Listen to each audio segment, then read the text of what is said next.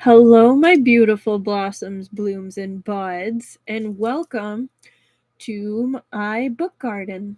Actually, welcome to my basement full of so many plushies and so many books. Yes, I did say my name. I always question. I know I always say it like at the very beginning, but like then my brain is like, did you actually say your Rosebud Reads? Welcome to, I think it's the fourth or fifth live stream. I stopped marking it, and I shouldn't do that because I'm very forgetful. But I believe it is the fourth live stream of Thousand Autumns, Book 1. We had a little bit of a rough time. Last stream had some very sensitive topics, but I made sure that the trigger warnings and the timings lined up, and there's an explanation in the a summary in the description on that video. So for anyone who doesn't want to watch that part but wants to know what was up in a slightly less direct way, I see you over there.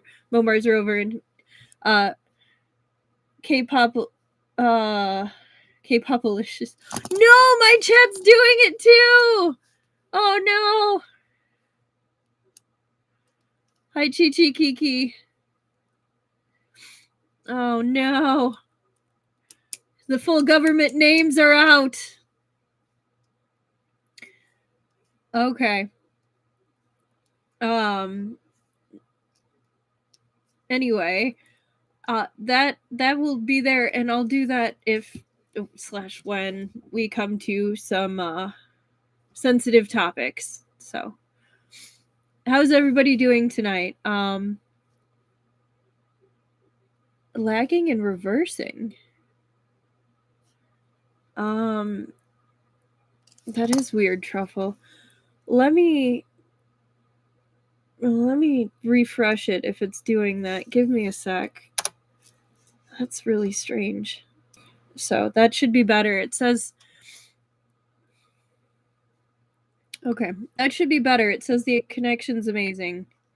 Oh, you were trying to pull the cursor to live bed. Okay, that makes sense. So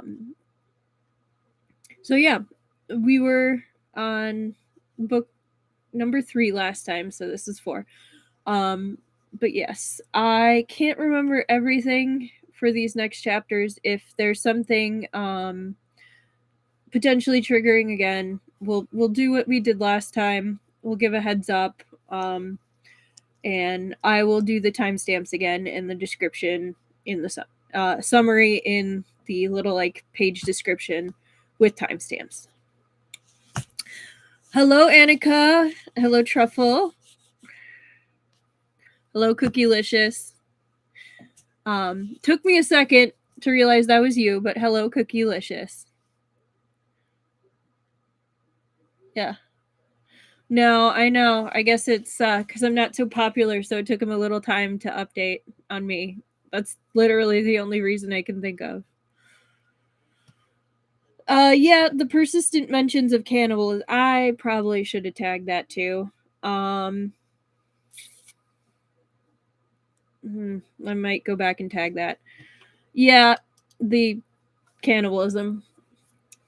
I figured once we started talking rather blatantly about things that shouldn't be done. Yeah. Yeah. Lots of things. Oh yeah. If you couldn't tell already, this is a very chill stream. If that's not your flavor, that's okay. Maybe stick around, see what happens. This is also a little bit more gritty of a story, definitely more gritty than Disabled Tyrant and His Beloved Pet Fish. It is definitely not everyone's preference. So if this one's not for you, it's okay. No worries. We have other options on the channel, and hopefully we'll see you next time. But like, if you do decide to stay around, there are potentially triggering things in this story. So be kind to yourself. I will try to be as on top of it as I can be and give you as many warnings as I can. But just be aware, there's some serious stuff in this book. So yeah. Yeah, also I don't like how it's doing that either, but I see you changed it. But yeah. No, I know. I love this series, but it definitely is more rough and tumble and more blatant. We do not have those fade to black moments. But it's so well written. So yes. I'm not sponsored either. If only I was so lucky to be sponsored by Seven Seas. But no. I do. Yes. I think it's wild that Yan Wushi, despite being a schlom course of red flags, has a lot of boundaries he won't cross. That is true. Yeah, I could see how it would take a while to get into it the first time you read it, but it's so good, Annika. Like I same. Like the political aspects can be a little intense, or slow sometimes, but it's really good. Yeah, the Fish book is definitely a comedy, where this is definitely a drama. Oh yes, it is. Very true. On another note, before we get started, I actually got another package. I think this is like the last one for a while. We'll see. I could see why, Truffle. That one took longer for me to get into it too. Okay.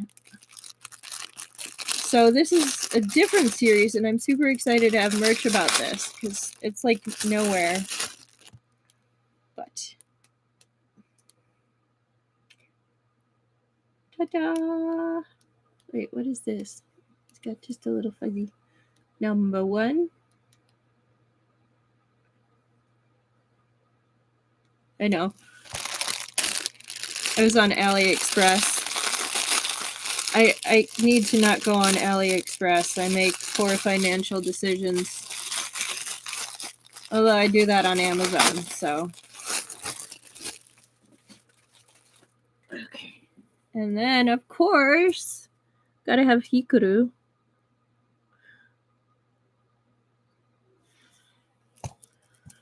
If you have Yoshiki, you have to have Hikaru. Yay! I like that they got his little fang.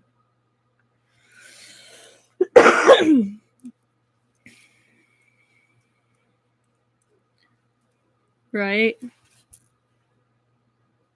I was really excited when I saw them. Because, like, I haven't been able to find, like, much Hikaru merch so far. So I was like, yes! And they're so cute! I like that their eyes are embroidered instead of just, like that printed on. Because a lot of them just kind of are like that. So the fact that this one was embroidered, I was like, oh, that's decent quality. I don't care that the clothing's printed on there. I'm like, whatever. I don't need separate clothing.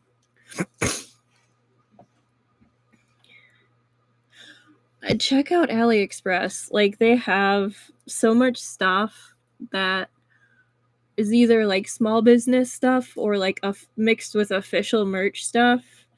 I'm sure you can find Omayoji stuff there. At least something, even, or maybe like pins. I could see them doing pins, if nothing else.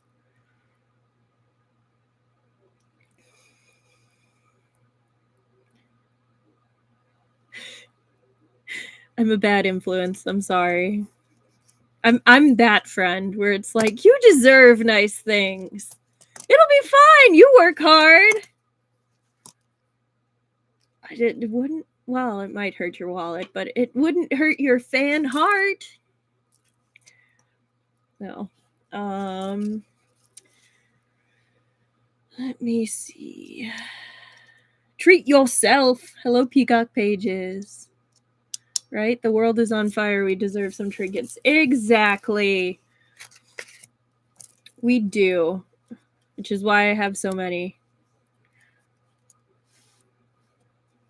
I mean, to be fair, the prices are affordable, and a lot of the times they include, like, some of the deals are like buy to get free shipping, which with tariffs nowadays is pretty nice. So it's an option. There's also just a lot of cool stuff you can't find here. So, yeah. Okay, so I think we should probably go ahead and get started. What time is it? It is 11. It'll probably be 12 by the time I grab the book. Let me see. Making good time today.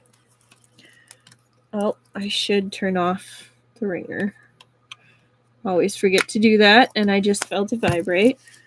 One moment. Does anyone have fun weekend plans that they're looking forward to?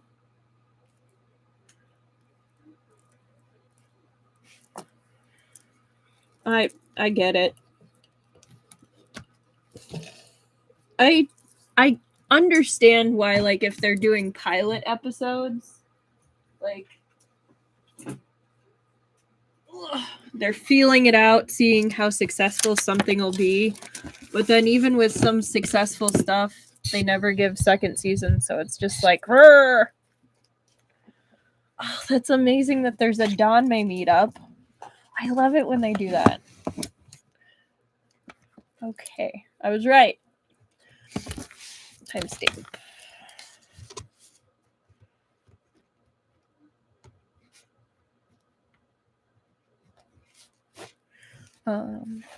Getting kiddos ready for Halloween next week. What are they going to be? I always love hearing what kids are dressing up as this year. Last year, my nephew decided to go as an SPC. And then my niece went as Cardcaptor Sakura because we actually did a convention. She went as Cardcaptor Sakura, and she looked amazing. Nice. My friend actually invited me, and I'm gonna go from work over to go trick-or-treating with them and their kid. Because I was very excited. Oh, Unicorn and Lightning McQueen. That's adorable. I hope they have a great time. And I hope you have some good luck working on your Witchy Way Wooxie and accessories. Good luck, Truffle. I have a Umbreon Kutsugiri, so like the gigantic sweatshirt, as well as like a gigantic onesie of Umbreon.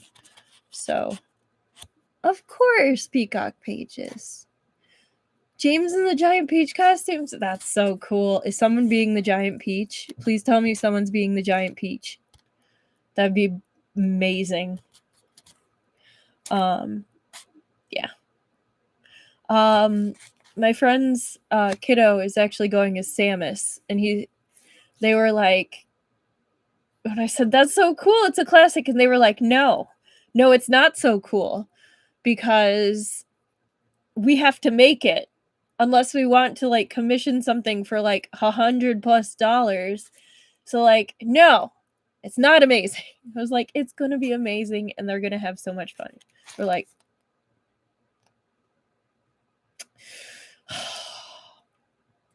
they're gonna have such a great time. They're an amazing parent, so yeah. That's gonna be awesome. No, I love Halloween. Shocker, right? Okay. Chapter 17. We will be starting at, I'm going to say 15:30.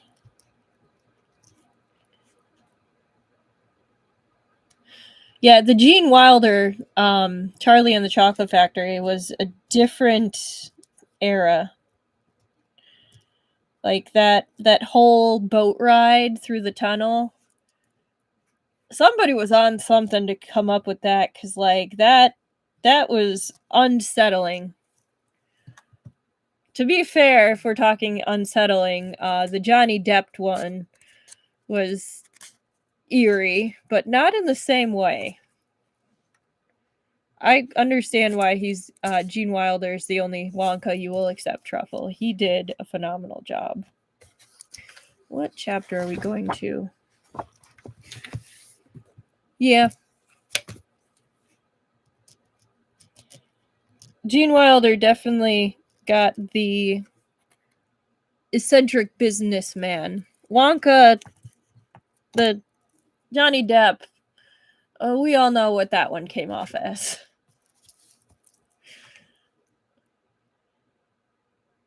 I have. It's a classic. Young Frankenstein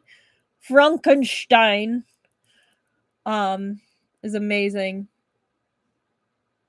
I love Mel Brooks films. They would not be able to be made today, like with everything going on in the world.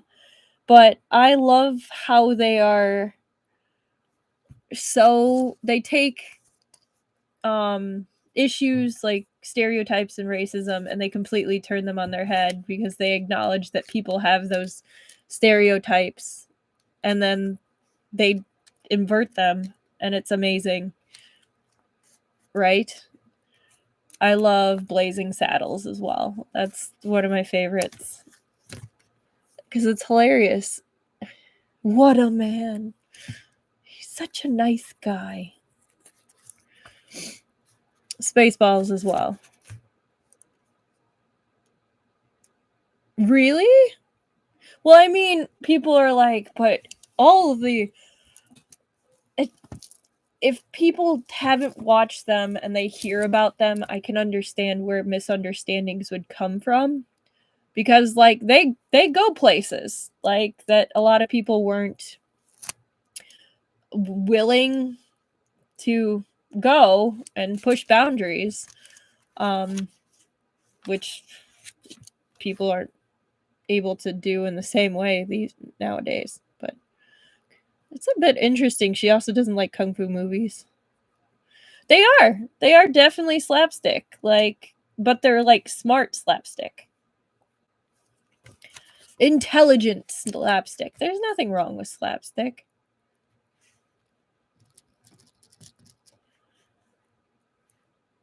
They have intelligent comedy, and then also they have blatant stupidity moments. But like, you have to understand comedy to be able to have a good mix of them, in my opinion. But anyway, it looks like we'll start at 19 instead. Also, I apologize that my voice is going to be a little different than usual today. I'm on the tail end of a cold, but we're getting there. I think we'll be done after this weekend.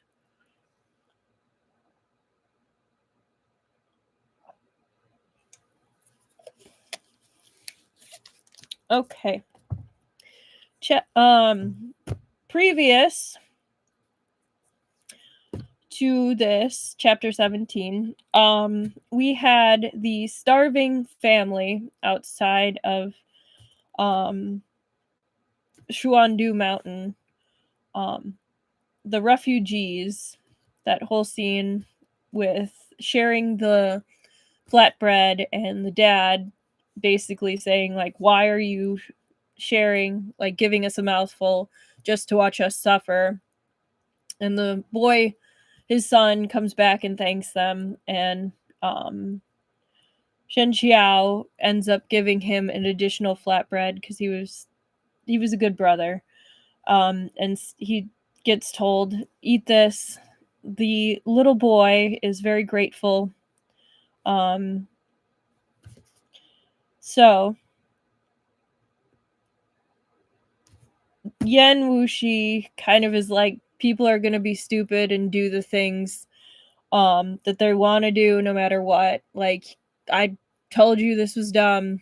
You're going to do it anyway. Whatever. There was indeed much malice in the world, but he refused to let that quash his belief in kindness and benevolence. He felt the flatbread had been well worth the exchange for that little shred of goodwill. Yeah, Shen Qiao being a kind-hearted badass. Absolutely, Annika. Chapter 17, Old Friends Reunion. At the foot of Xuandu Mountain was Xuandu Town, which had been a peaceful little town for many years. Being located right next to a world-famous Taoist sect meant little to the townspeople. At most, they treated the Taoist priests who came down the mountain with extra courtesy and respect. When the residents of Xuandu Mountain would occasionally leave the mountain for purchases, as the dignified #1 Taoist sect in the world, of course they'd always pay according to the full market prices. They dealt fairly, and they never used their influence as a great sect to push around the common people. And so, for all those years, the people of Xuandu Town had always been proud to be neighbors with the Taoist priests from Xuandu's Violet Palace. But that was all. For a Taoist sect was, after all, a Taoist sect. Once you took up the path of Xuandu, you became a person detached from the mundane realm. Their lives were a world apart from the lives of the common folk below the mountain, who rose to work with dawn and went to rest at dusk. But when Shen Qiao and Yan Wushi arrived at Xuandu Town, the place was livelier than usual. People came and went, and among them were many martial artists, as well as more than a few in Taoist dress. 10 days from now, Xuandu's Violet Palace will hold a Jade Terrace discussion, said Yan Wushi. Oh, it's Yan Wushi. I thought it was someone else. They'll be there to determine the path that orthodoxy should take, and they've invited sages and scholars from all over to join the event. It's said that all the major sects have sent people, even envoys from Linshuan Academy and Tiantai sect will come. What does it mean to determine the path that orthodoxy should take? Asked Shen Qiao. Just then, the two of them were sitting in a tea house and looking outside. Yan Wushi took a sip of tea. In your absence, Xuandu Mountain must have blah blah blah. In your absence, Xuandu Mountain must have someone in charge. As long as that person's identity isn't announced to the public, no one will know who he is. He'll find a reason to show himself eventually. When you were sect leader, you kept such a low profile that no one could even recognize you. But that doesn't mean that everyone else will be the same, no? Shen Qiao had long ago become accustomed to Yan Wushi's style of speech and its ever-present hint of sarcasm. Given Yan Wushi's status and position, there were indeed very few people who could catch his eye. On Xuandu Mountain, nobody had been worthy of his proper attention since the deceased Qi Fengui. He might have been quarrelsome, but the man he'd been matched with was so outstandingly good-natured, his temper so difficult to arouse, even picking a fight became rather difficult to do. So, their relationship became something not quite enemies, but also not quite friends, and on the long journey together they'd managed to achieve a delicate kind of balance. What's happening down there? Shen Qiao's attention was drawn by something nearby, downstairs. He squinted, but still couldn't quite make it out. It hadn't yet been long enough for his eyes to fully recover. In broad daylight, right under the sun, he couldn't keep them open too long without tears streaming down his face. Yeah, eye pain or eye injuries suck. It affects everything. Giving out kanji and medicine to the poor. Of course, Yan Wushi didn't have the power of foresight, but when he wanted to know something, someone informed him of it well ahead of time. He picked up a piece of osmanthus-flavored candied lotus with his chopsticks, then popped it into his mouth. After Ui took over as acting sect leader, he started sending the disciples to Xuandu Town on the 1st and 15th of every month, he said, casually. They set up an altar and preached Taoist doctrines. I've heard that the rain prayers for the disciples of Xuandu's Violet Palace are very effective. Nowadays, if quite a while goes by without rain, the governor of Mian province will send people up the mountain to ask them to come down and pray for rain. And so Xuandu Mountain gains more and more followers. In Xuandu Town alone, something like 8 or 9 people out of 10 greatly revere Xuandu's Violet Palace. Yan Wushi looked like he was watching a good show, but Shen Qiao's frown grew deeper and deeper. You've remembered everything, said Yan Wushi. It wasn't quite a question, but a statement of affirmation.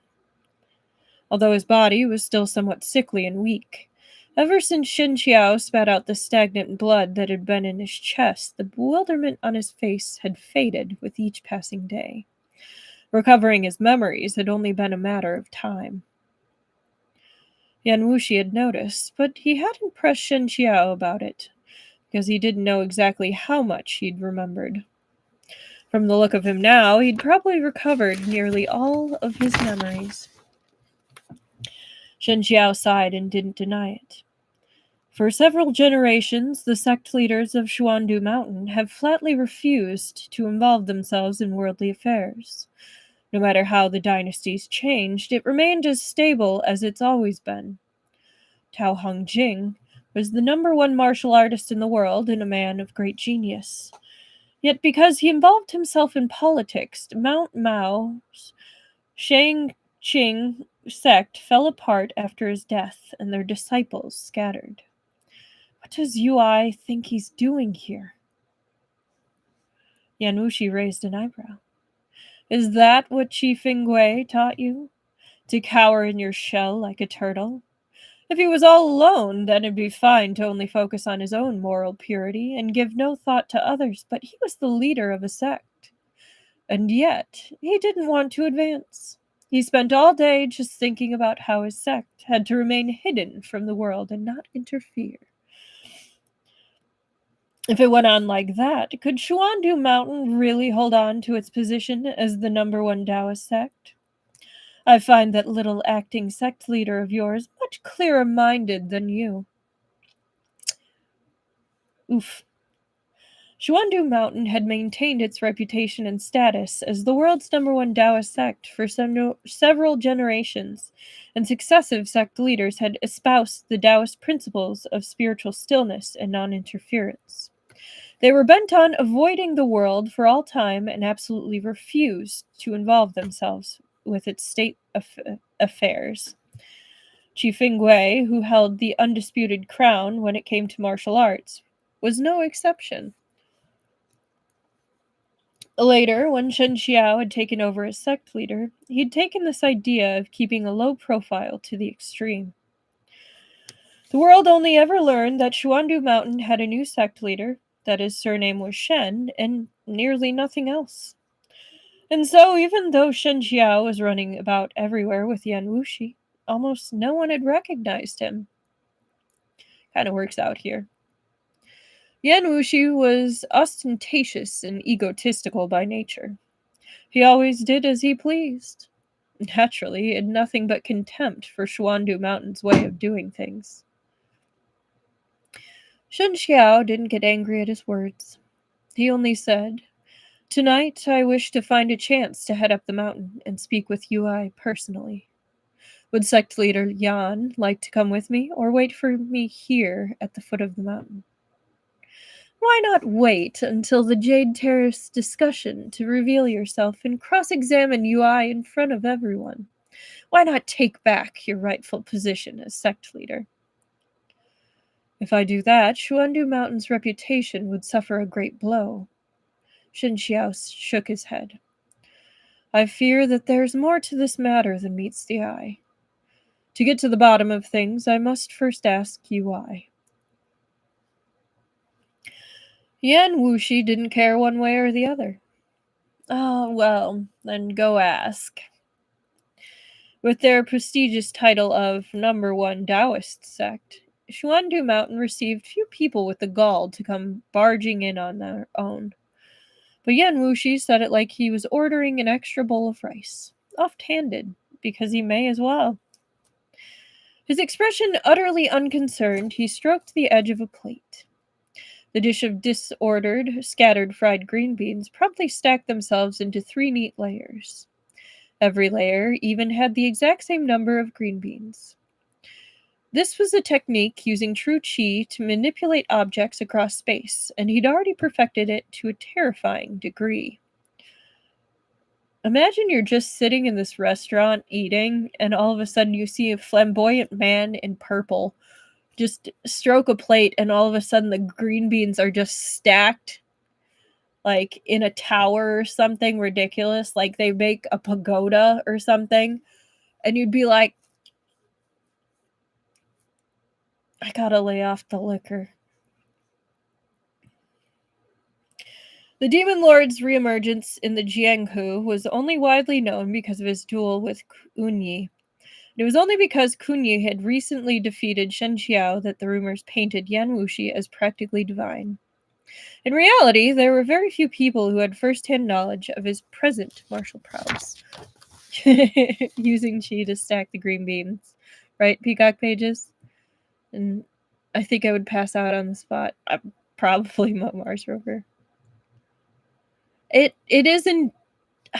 Endearing's not the right word for it, but I also agree that I do also like how Yan Wushi just casually throws power around.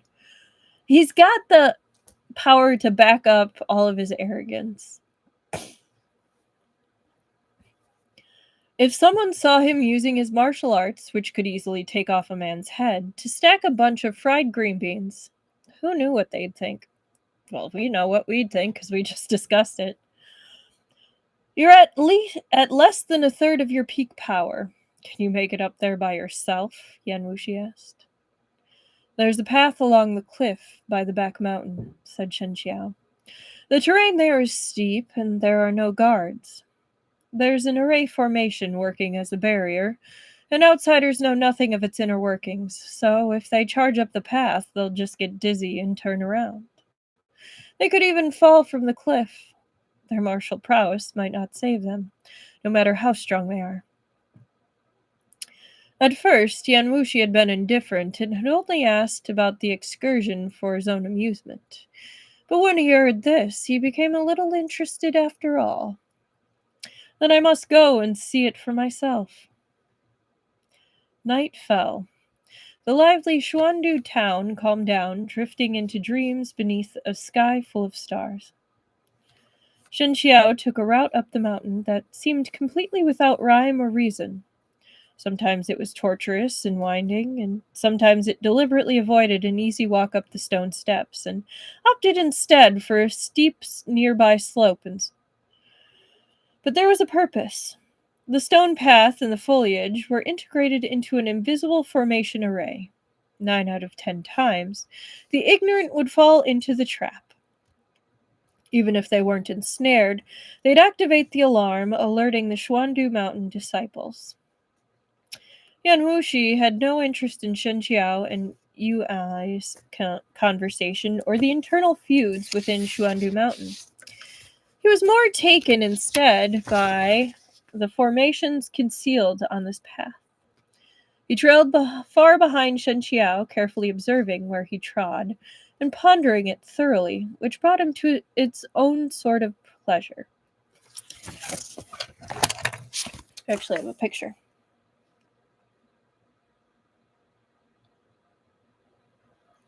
Like, you gotta admit, they're both really pretty men.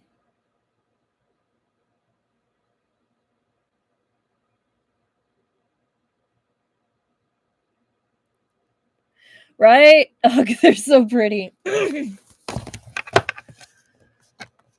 This array is adorable.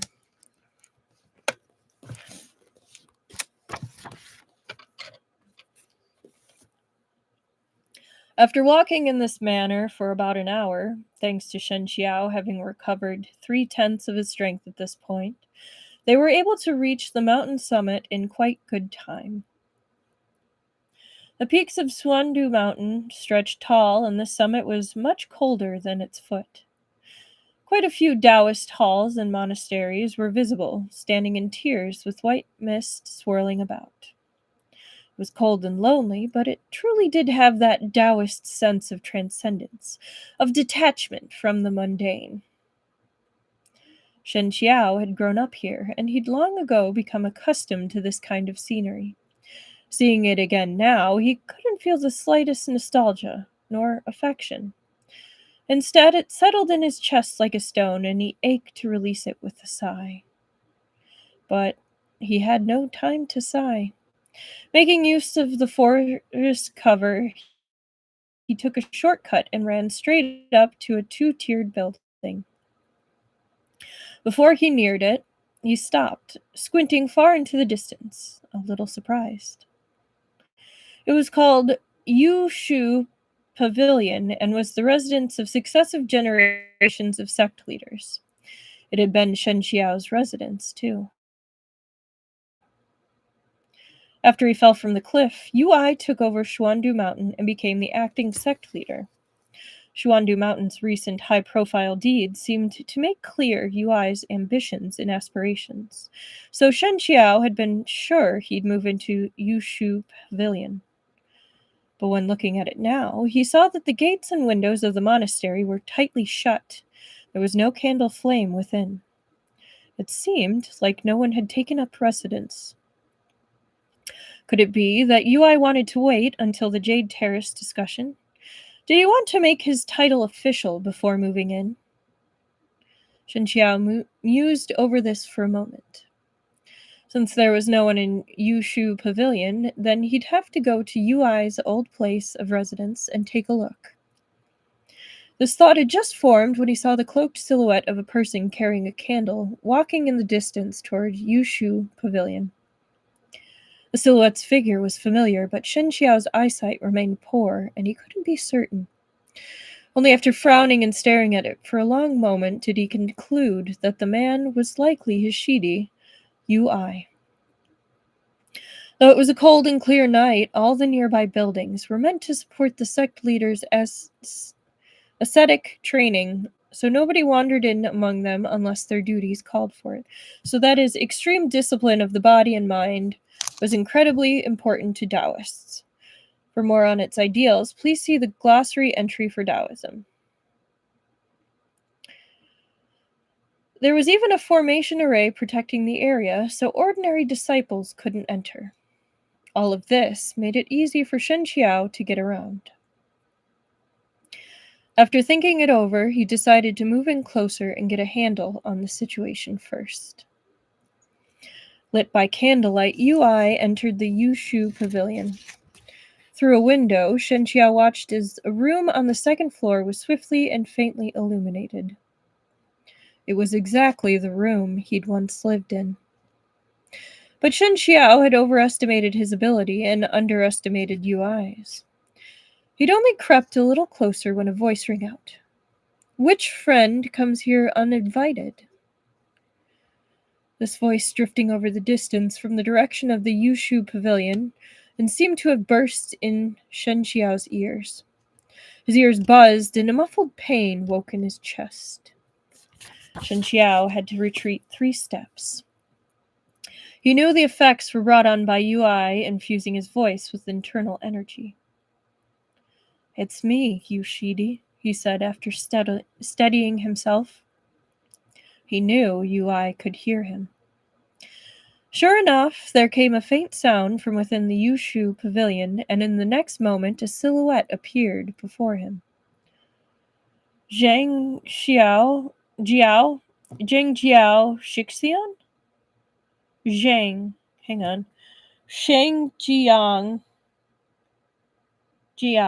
Sheng Jiao Shixian?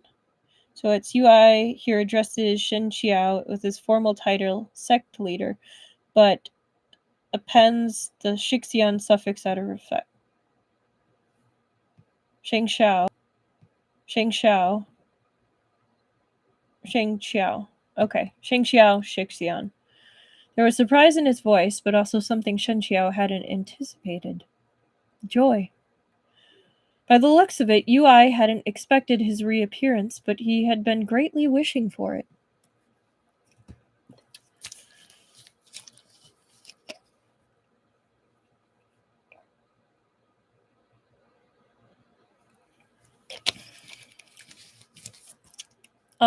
If that wasn't a good enough reminder, I am not a fluent speaker, but I will do my best.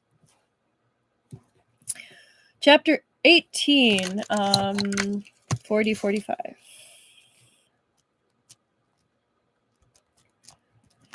Chapter 18, A Falling Out Between Brothers. Dun dun dun. Though Xuandu Mountain was the world's #1 Taoist sect, it had none of the internal feuding that outsiders would have guessed. From the time he was a child, Shen Qiao had grown up nestled in a peaceful, stable environment. His master was loving, both a teacher and a father to him. Shen Qiao's sect siblings regarded each other with deep fraternal affection too. Most days they would all play around together in their free time, and even Qi Fengui wasn't as dignified or majestic in front of his disciples as outsiders might have imagined. I love that.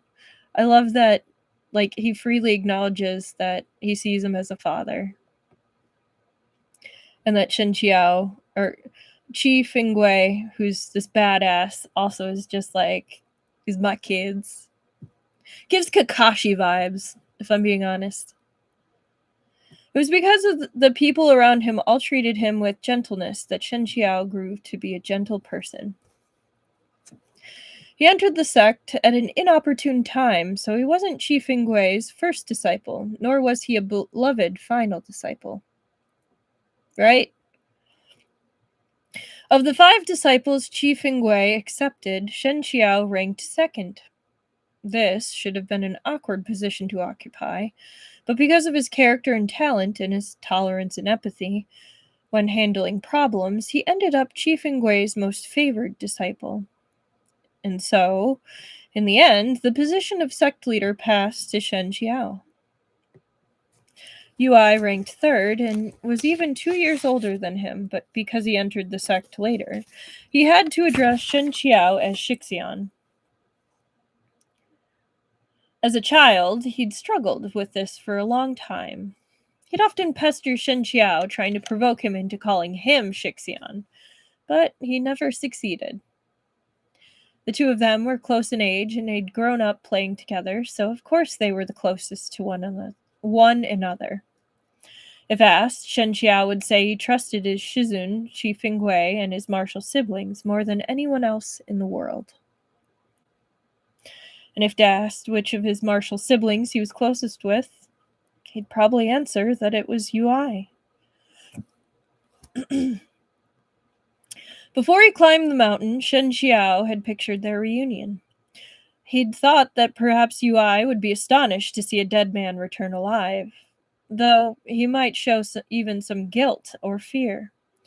Or maybe his face would betray his disgust. Maybe Ui wouldn't even want to see him, right? But he hadn't expected anything like this joyful surprise. Even though Shen Qiao couldn't see his expression, he heard no lie in his Shidi's voice. There were a lot of things he'd planned to say, and they were all on the tip of his tongue, but he didn't know where to start.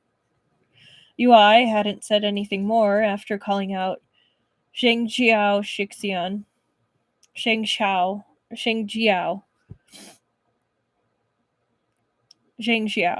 Shixian. Yeah, we're going to go with that. I'm hoping it's right. We're just going to go with that. Oh, I guess you could say it's a joyful reunion. I see what you did there, Annika. I see what you did there. Very nice. Guessing that he was taking his time looking him over, Shen Qiao resorted to a rather prosaic conversation starter. Is everything well within the sect? There was no answer. Shen Qiao canted his head slightly and asked, "Son, Shidi?" So, literally, third junior martial brother. "What's wrong with your eyes?" Yuai's voice was very close. Instinct told Shen Qiao to back up, but a hand had clasped around his wrist. "What's wrong with your eyes?" Yuai asked again. Shen Qiao only touched lightly on the matter with his answer. "I fell from the cliff during my duel with Kunyi. When I woke up, they were like this." The hand clutching his wrist didn't let go. "Don't move. I'll examine your pulse." Shen Qiao wanted to tell him that there was no need, but he couldn't struggle free, so he let his Shidi do as he wished. Yuai took his pulse with rapt attention. After a moment, he asked, "You barely have any internal energy. What happened exactly?"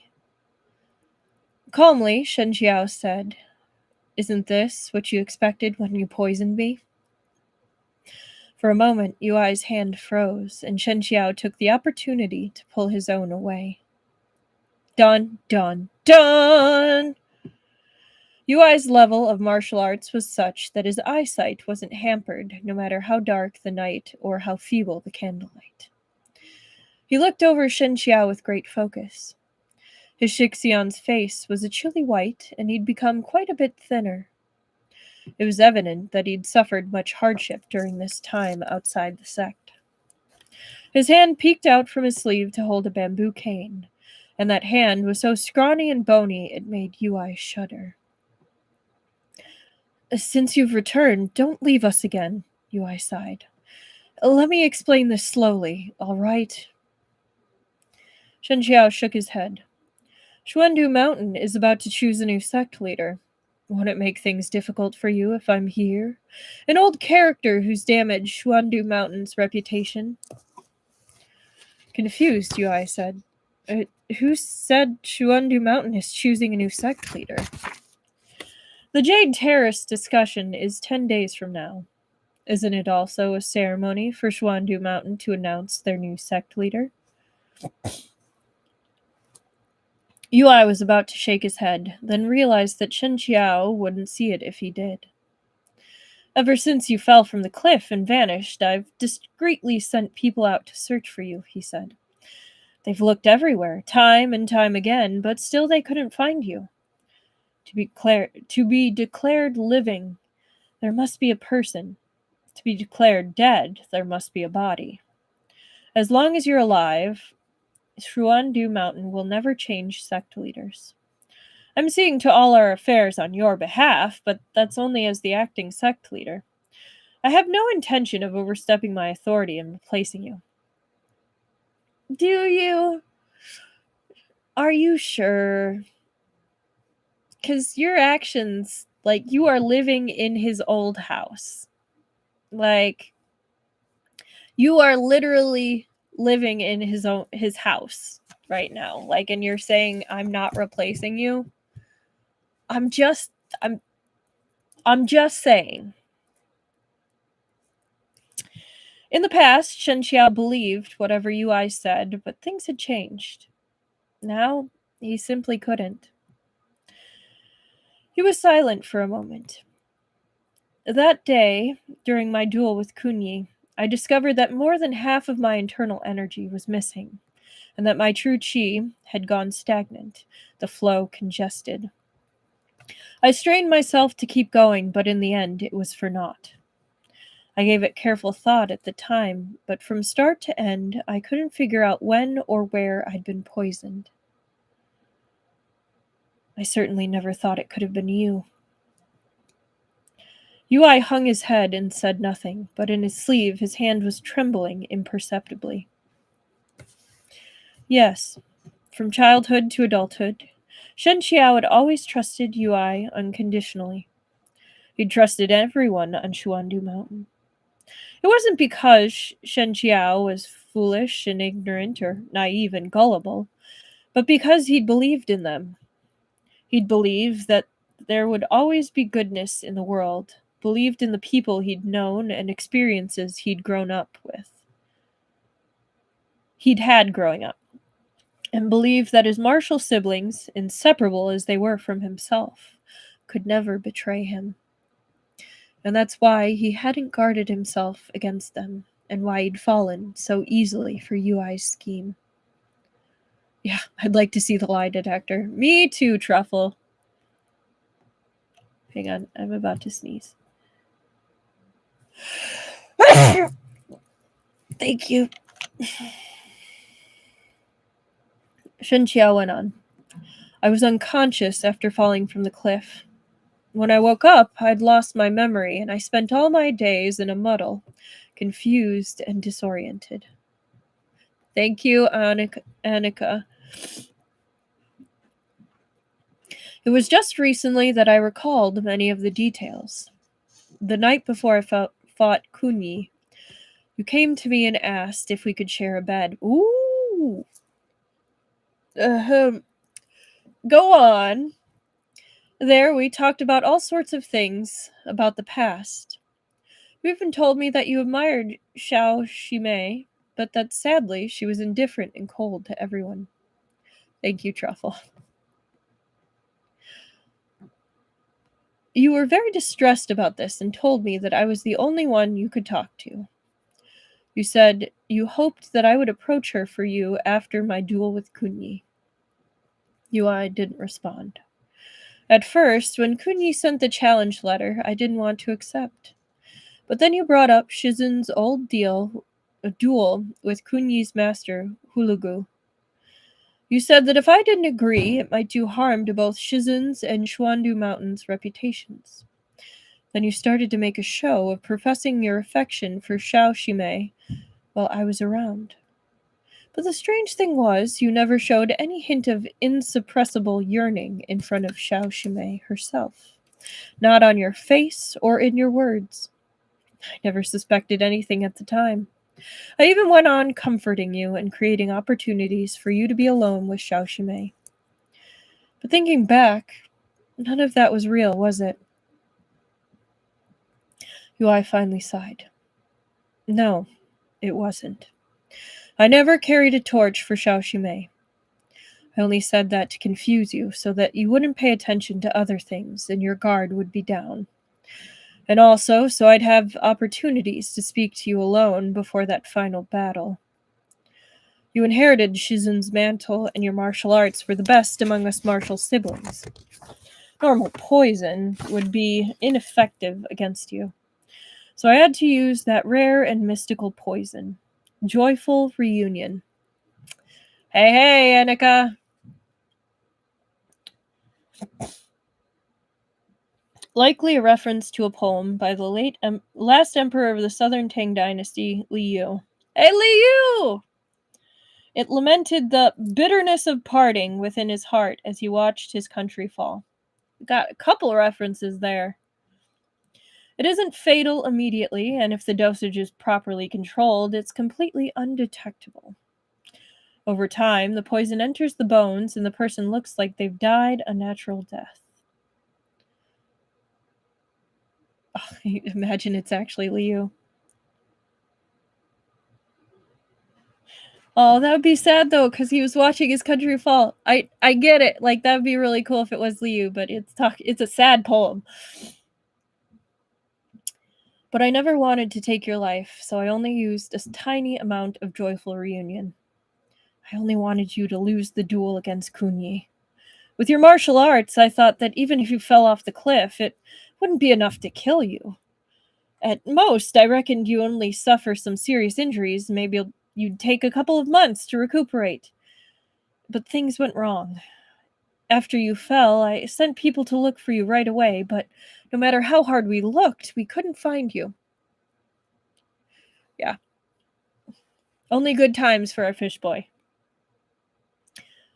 And I love how he's like, you'd only be severely injured for like a month, maybe 6. Like, you'd heal.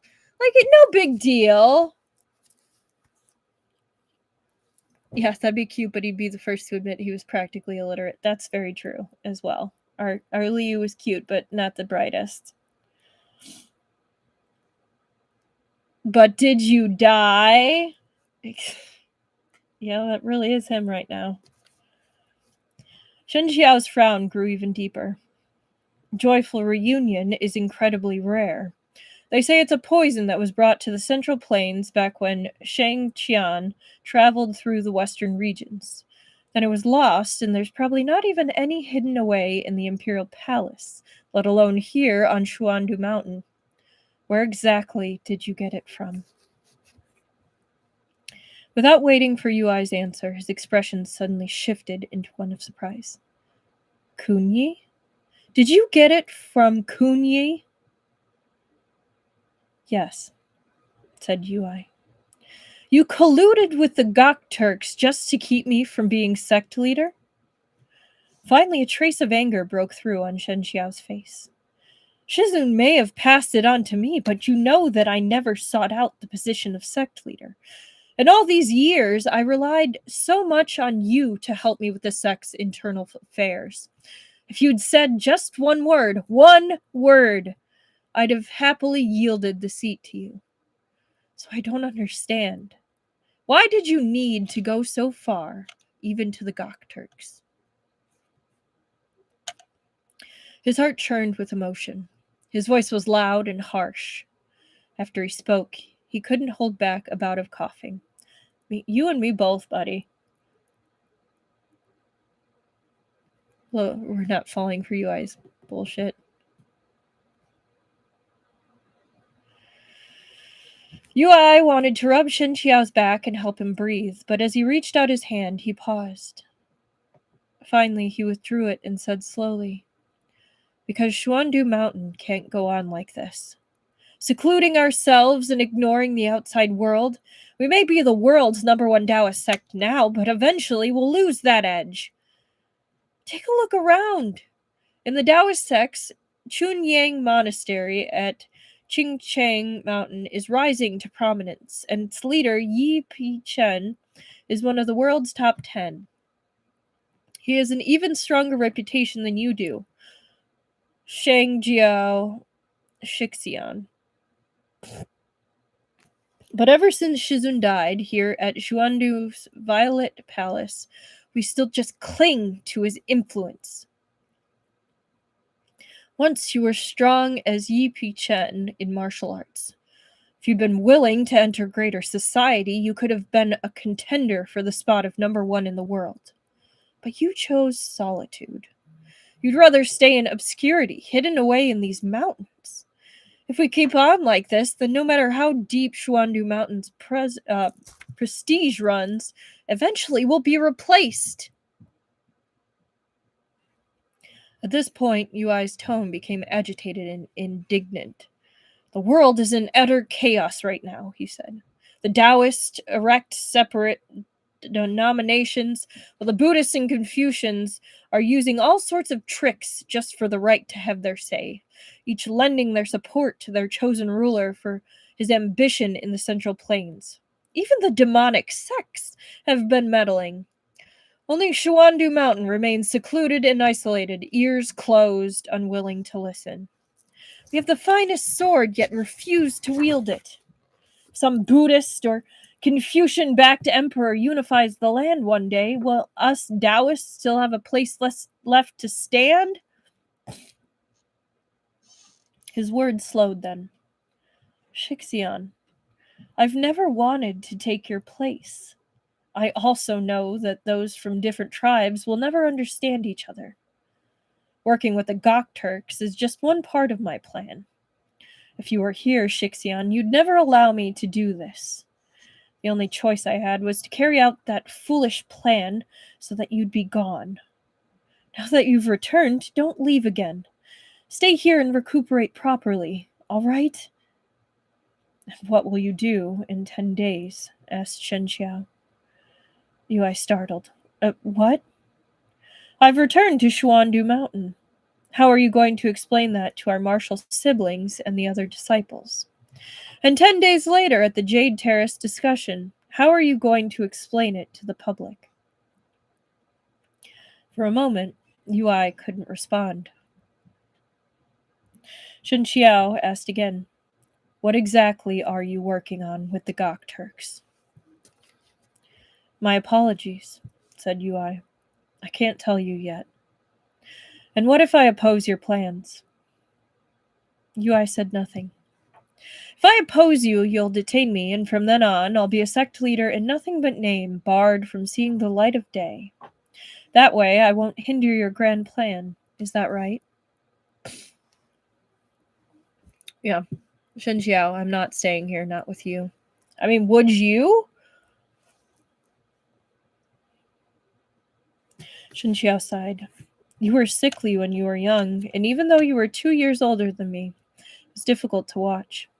Whenever you fell ill, you acted so spoiled, but after you grew up a bit, you were deeply afraid that the junior disciples would look down on you, finding you undignified. So you put on a stern and steady face day in and day out. Even now, I still remember you chasing after me, pestering me to call you Shixian. Yui's expression softened a little at the memory. Yes, I remember too. I was an ill-tempered child. I acted aloof around everyone. I was difficult and sarcastic. Even Xiao Shimei avoided me. Of all our martial siblings, you were the most good-natured. You were always the one who put up with me. Yeah, I also think I'd rather take my chances outside Truffle. Regardless of how good my nature is, I still have a line that cannot be crossed, said Shen Qiao. You wanted to be sect leader, so you plotted to make me lose to Kunyi. I have nothing to say about that. I can only blame myself for being completely unguarded against you, for misjudging you. But the Gok Turks are hugely ambitious and have long coveted the great empire that lies within the Central Plains. Xuandu Mountain has never sided with any country in their attempts at unification, but we'd never work with the Gok Turks. Yui forced a bitter smile. I just knew you'd say something like that. Otherwise, why would I have gone to such painstaking lengths? Perhaps the generations of sect leaders who set out our principles of seclusion were in the wrong. But they were right about not working with the Gok Turks. Turn back now. It's not yet too late. I've already made my decision, and I will not turn back, Yui said angrily. I grew up here too. Of course I want to see it become even better. I care just as much as you do, so why do you have to put on such a holier-than-thou act? Do you think that in all the world you're the only person who's right? That everyone else is wrong? Why not go and ask the other disciples in the sect? They might not say it, but deep down, why wouldn't they be unsatisfied that Xuandu Mountain has lain dormant all these years? After the Jade Terrace discussion, I can officially announce the mountain will open up to accept disciples. Xuandu Mountain's reputation and status will flourish. I will never allow Tiantai sect and Lin Chuan's academy to keep everything to themselves. Shen Qiao was silent for a long time. Yui panted, all vented out, his chest rising and falling. The night breeze blew by, and neither had anything to say. Yui felt a faint ache begin in his heart. No matter what else happened, they could never return to the close relationship they used to share. You poisoned him, my dude. Of course not. At last Shen Qiao said, since you've already made up your mind, there's nothing more to say. Where are you going? Asked Yui. When Kunyi defeated me, I brought shame to Xuandu Mountain, Shen Qiao said coldly. Even if the others say nothing, I lack the face to be the sect leader. And as for the poisoning, I have no proof. Even if I testify before the public, they probably won't believe me. They'll only think I'm dissatisfied and spouting nonsense. You've already calculated everything. So why does it matter to you where I'm going? Wherever I go, I won't interfere with your grand endeavors. You're badly injured, said Yui softly. You have to stay and recuperate. Shen Qiao shook his head and turned to leave. But behind him came Yuai's voice again with a new chilly air. I won't let you go. Well, that's creepy. Just a sec. I need to blow my nose.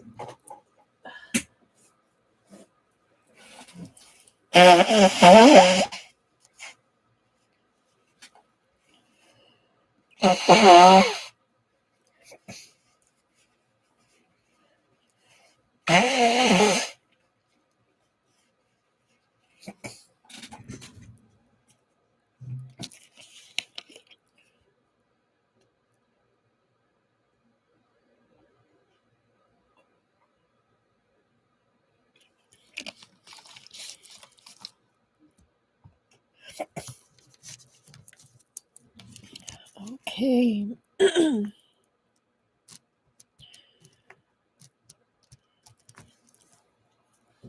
All right. Chapter 19, Inquiry. And what if I insist on leaving? Asked Shen Qiao. Instead of answering, Yui countered. This is where you grew up, and the martial siblings you grew up with are here.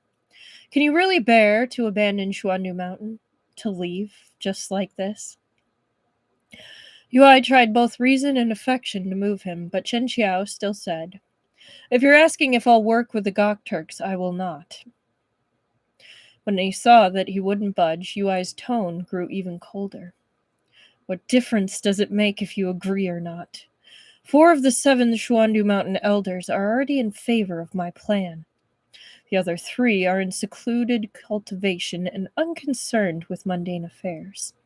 As for our martial siblings, Da Shixian is too kind-hearted to take a side, so it's useless to talk to him.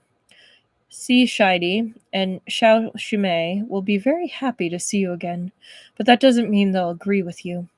It's imperative that we reform Xuandu Mountain. I won't watch our sect suffer a slow decline, not in my lifetime, and neither will they.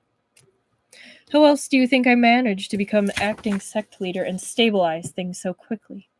Could I have made all this happen alone, without their tacit support and approval? You, Shizun, even the older generations of sect leaders, your ideas aren't going to work anymore. How can Xuandu Mountain only focus on our moral purity when there's so much unrest in the world? The night was silent. Even the birds had disappeared completely from the sky. The wind had subsided. The leaves rustled no more. It was as if all the world had come to a standstill. At some point, the bright moon had ducked behind the clouds, drowning heaven and earth in darkness. The candle in Yui's hand flickered, slowly growing fainter until it finally went out.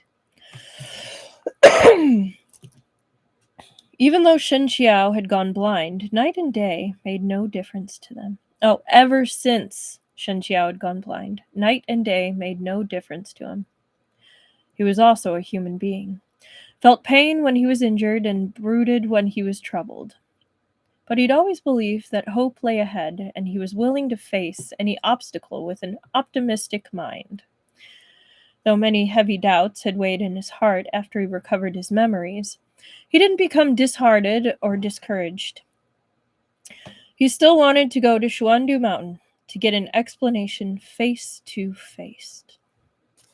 But at this moment, with the truth laid out before him, Shen Qiao felt a deep exhaustion rise up inside him all at once. It was as if there was a hand clenching at him, trying to drag him down into the freezing sea. Involuntarily, he clenched the bamboo cane in his hand. When Yui saw the expression on Shen Qiao's face, it did anguish him a bit. But at this point, he felt that there were some things he had to say clearly. Shixian, nobody wants to wallow in solitude. Xuandu Mountain is clearly the world's #1 Taoist sect, and it has the strength to support an enlightened ruler who can help Taoism influence the world. So why must we act like hermits and hide ourselves away in the mountains? Everyone on Xuandu Mountain agrees except you. You're the one who's being too naive. Shen Qiao drew a deep breath. Kun Yi is of the Gok Turks. By working with him, surely you don't intend to give the Gok Turks an inroad onto the Central Plains. Of course not, said Yui. As I said, working with Kun Yi is only a one step in my plan.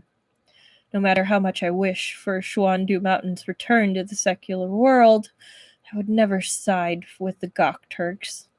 The Gok Turks are ferocious and brutal, not enlightened rulers at all. Shen Qiao's brows pinched. He had a vague suspicion that Yui had embroiled Xuandu Mountain in some great grand scheme, but with his mind in such disarray, he couldn't fathom what it was. Now that you've returned, we can go back to how it was, Yui said. No distance between us. Close as brothers. Your eyes haven't recovered yet, and you still have internal injuries. Just climbing the mountain must have taken a lot of effort. How far can you manage to get in such a state? Xuandu Mountain is your home. Shen Qiao slowly shook his head. You walk your bright and glorious path. I'll walk my lone plank bridge. I'd rather not be a figurehead sect leader. From now on, he was about to say something callous about tearing his robe and breaking off relationships, but then scenes of their childhood flashed before his eyes, the two of them growing up together. Their friendship was still vivid in his mind. A few words claiming it was lost wouldn't be enough to truly dissolve their bond. Not the long plank bridge again. I actually stumbled on that part. My lone wooden plank, but my brain automatically read that as plank bridge, so a little different, same concept. Yes. Their friendship was still vivid in his mind. A few words claiming it was lost wouldn't be enough to truly dissolve their bond.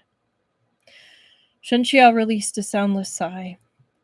In the end, he said nothing. He only pressed his lips together tightly, then turned and left. Dude's been going through it, man. Of all the martial siblings under Chief Ingwe's tutelage, Shen Qiao was the most talented. But with the top martial artist in the world as their master, the rest weren't too shabby either. Chief Ingwe only accepted disciples who were naturally gifted with excellent foundations. If Shen Qiao was at the height of his powers, then Yui might not have been able to stop him. But Yui didn't hesitate to move against him now. Without a second thought, he flashed right in front of Shen Qiao, blocking his way. Don't go, Shixian, he said severely, and he reached out, meaning to knock Shen Qiao unconscious. But Shen Qiao must have anticipated this move. He stepped back before Yui reached him, raising his bamboo cane as if to parry. Of course, Yui didn't take Shen Qiao's defense seriously. He reached out to grab the bamboo cane. He was sure he'd catch it too, but somehow he came up empty-handed. The bamboo cane slipped away from his grasp, advancing instead of retreating, and struck at his wrist.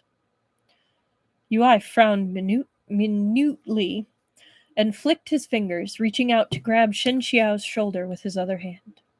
His sleeves rustled in the still air, and he moved behind Shen Qiao to block his path of retreat.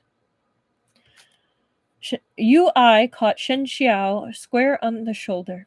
He'd used a fair deal of force, and slight pain jolted through Shen Qiao at the contact.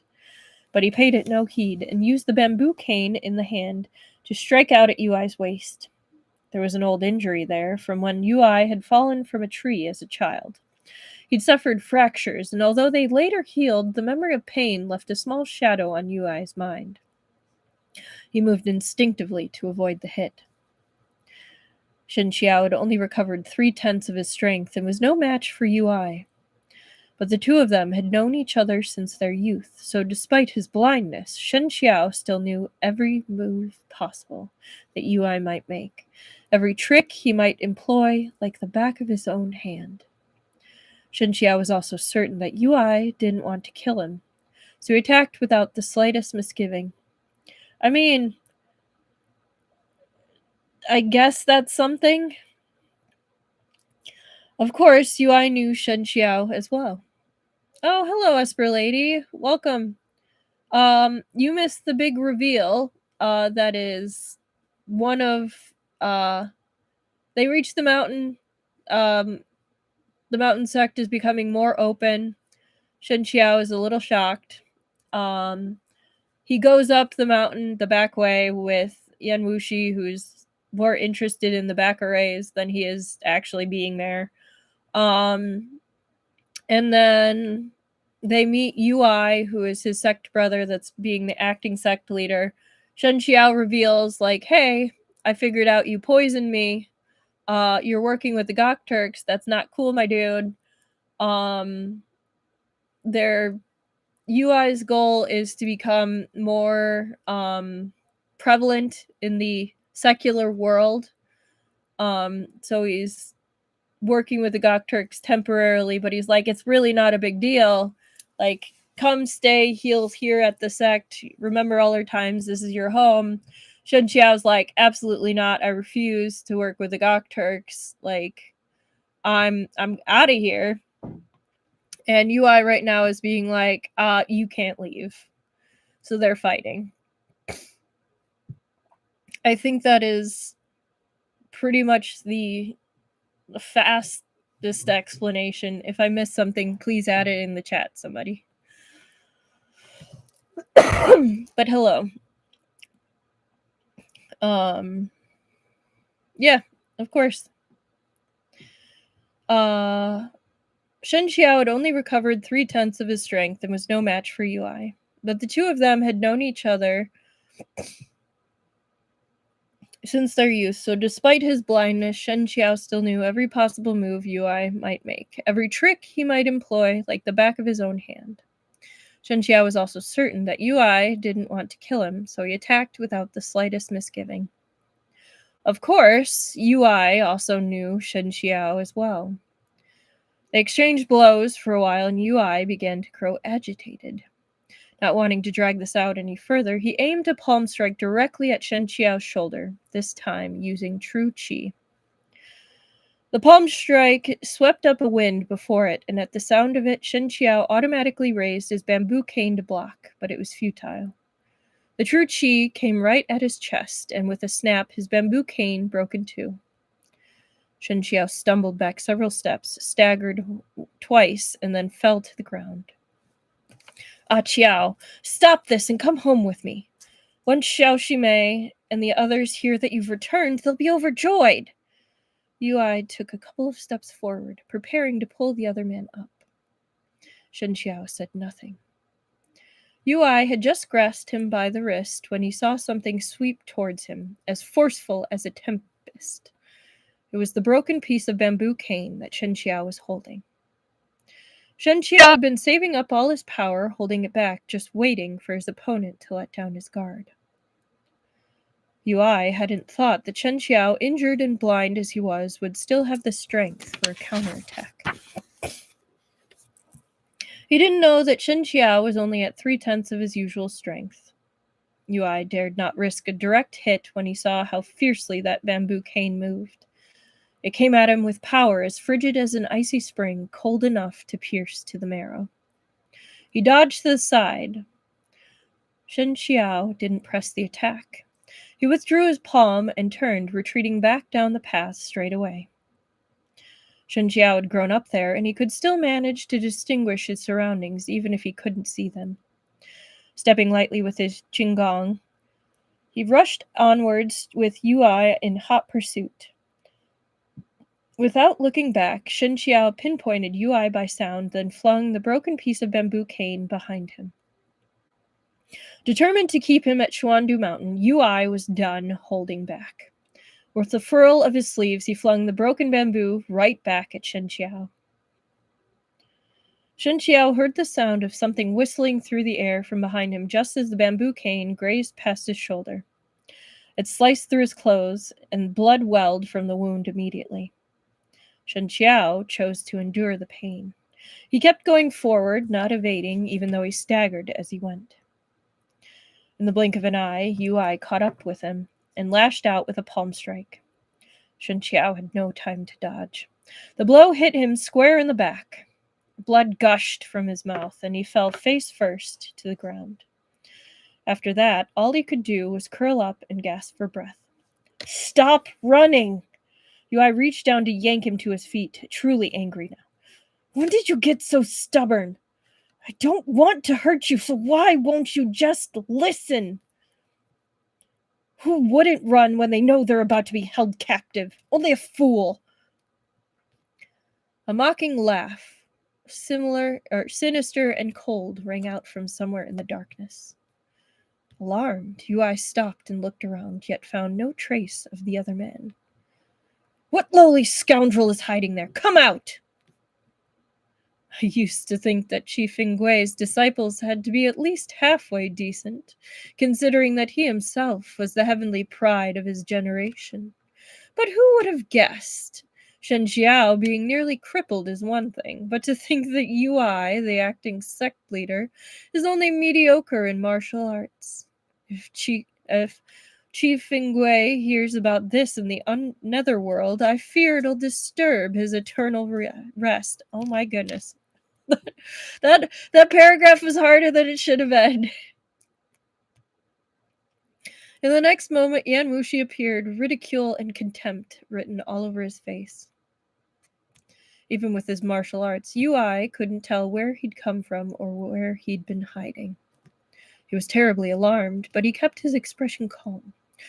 May I know this distinguished master's esteemed name? He asked. For what important reason have you come to visit Xuandu Mountain in the middle of the night? If you're one of my master's old friends, I must ask you to come to the main hall for tea. Xuandu Mountain without Chief Ingwe is far too dull. I have no need to drink your tea, and in any case, you're not qualified to drink tea with me. Yeah, Yan Wushi really does know how to hit where it hurts. That's very true, Truffle. Yui intended to bring Xuandu Mountain into the secular world, so of course he'd done quite a bit of homework. He searched his mind. Judging by how presumptuous and arrogant this man was, and how uncanny his martial arts were, Yui landed on a name. Yan Wushi? You're the demon lord, Yan Wushi? Yan Wushi frowned. That title, demon lord. This venerable one quite dislikes it. Yui's face was grave. He skipped right past whatever Yan Wushi liked or disliked. Dare I ask what business sect leader Yan has on Xuandu Mountain? This humble Yu was currently dealing with the sect's internal affairs, so he was unable to offer proper hospitality. He asked sect leader Yan to visit again in the daytime. I can come whenever I want. Since when do you have the right to order me around? Kinky. Yui had been startled by Yan Wushi's sudden appearance. Now that he had time to think about it carefully, it occurred to him that Xuandu Mountain wasn't a place someone could barge into at will. Even a grand master of martial arts like Yan Wushi or Ruyan Ki Huai couldn't just enter whenever they wanted, as if they were strolling onto some empty, unguarded plot of land. The only possibility was that he'd come via the narrow route that hugged the back mountain's cliff. He whipped around to look at Shen Qiao. Shen Qiao had his head slightly lowered, so Yui couldn't see his expression. Then he placed his hand on a nearby tree trunk, straining to stand while using it for support. He looked as if a gust of wind would blow him over. But then the wind really did grow stronger, whipping at his robes until they rustled and flapped, and he simply stood there, firmly rooted. As if even 100 calamities wouldn't be enough to break him.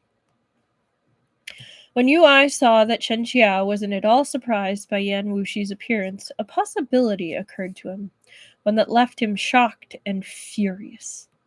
Ah, Qiao, how could you get involved with people from the demonic sects? At that, Shen Qiao let out a slow breath that carried the scent of blood. He wiped the smears from the corners of his mouth and rasped. You colluded with the Gok Turks, so why shouldn't I keep company with people from the demonic sects? It's got a point.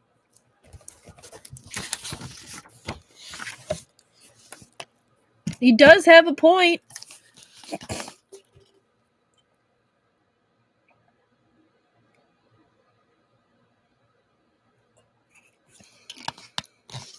And yes, Yan Wushi's brazenness is pretty funny. I'm gonna blow my nose again real quick.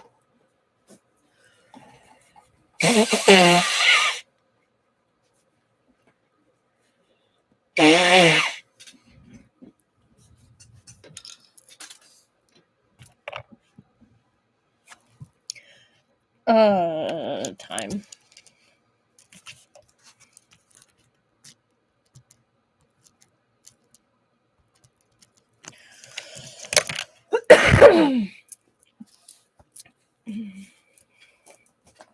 Okay. All right. Chapter 20. Enjoying the show. Shen Qiao's words rendered Yui temporarily speechless, and Yan Wushi just had to fan the flames. Chief Ingui let Hulagu walk away, then Hulagu goes and takes a disciple who throws Chief Ingui's disciple off a cliff, he said nonchalant. Meanwhile, Chief Ingui accepted a disciple, but that disciple was so ambitious that he colluded with the Gok Turks against his own Shixian to make himself sect leader. I reckon that Chief Ingui would leap right out of his coffin if he caught wind of this down in the netherworld. He'd be furious. The taunting stoked Yui's anger. He barely managed to tamp it down as he coldly replied, "It's rather impolite of sect leader Yan to arrive uninvited in the middle of the night. This Yu still has family matters that he must attend to, so forgive him for being unable to see you off." "What a joke," said Yan Wushi. "My venerable self will come and go as I wish. There's no place in the world that can stop me. If Chief Ingui tried that, my venerable self might leave some of his dignity intact, but you? Who do you think you are?" Nobody had ever said anything like this to Ui in his life. He was hot-blooded as a youth, and it was only under Shen Qiao's subtle influence that he'd grown gentler over the years. Now his old fiery temper was provoked and rekindled. His fingers twitched inside of his sleeves. At first, he wanted to summon others to help him, but in the end, he thought better of it. Shen Qiao was popular on Xuandu Mountain, with an excellent reputation. It was true that the others approved of Yui's proposal and shared the hope that Xuandu Mountain could enter the secular world anew and participate in the contest for reunification by supporting a ruler. But that didn't mean they wanted their leadership to change. Not to mention, there was a decent chance the elders and martial siblings would soften at the sight of Shen Qiao, given the way he looked at the moment. They might just change their minds. If that happened, the situation could spiral into chaos. Considering that, he shook out his sleeve. A longsword appeared in his hand. This was one of the 3 swords Chief Ingui had passed down to his disciples. Shen He Tong Bei he gave to Shen Qiao.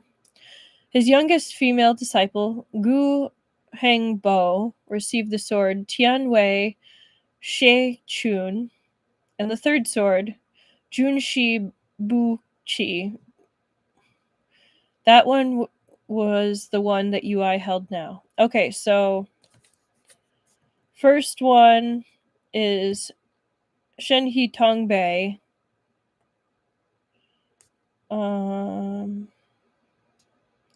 Is the really sad one. And then female disciple Gu Hengbo received the sword Tianwei Xie Chun, which is a reference to a famous poem about star-crossed lovers by Nalan Xingde of the Qing dynasty, with the approximate translation being, "For whom does spring come?"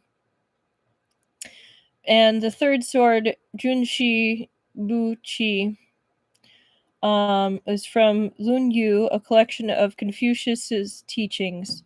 Approximate translation: a true gentleman, Junzi, is unlike a tool.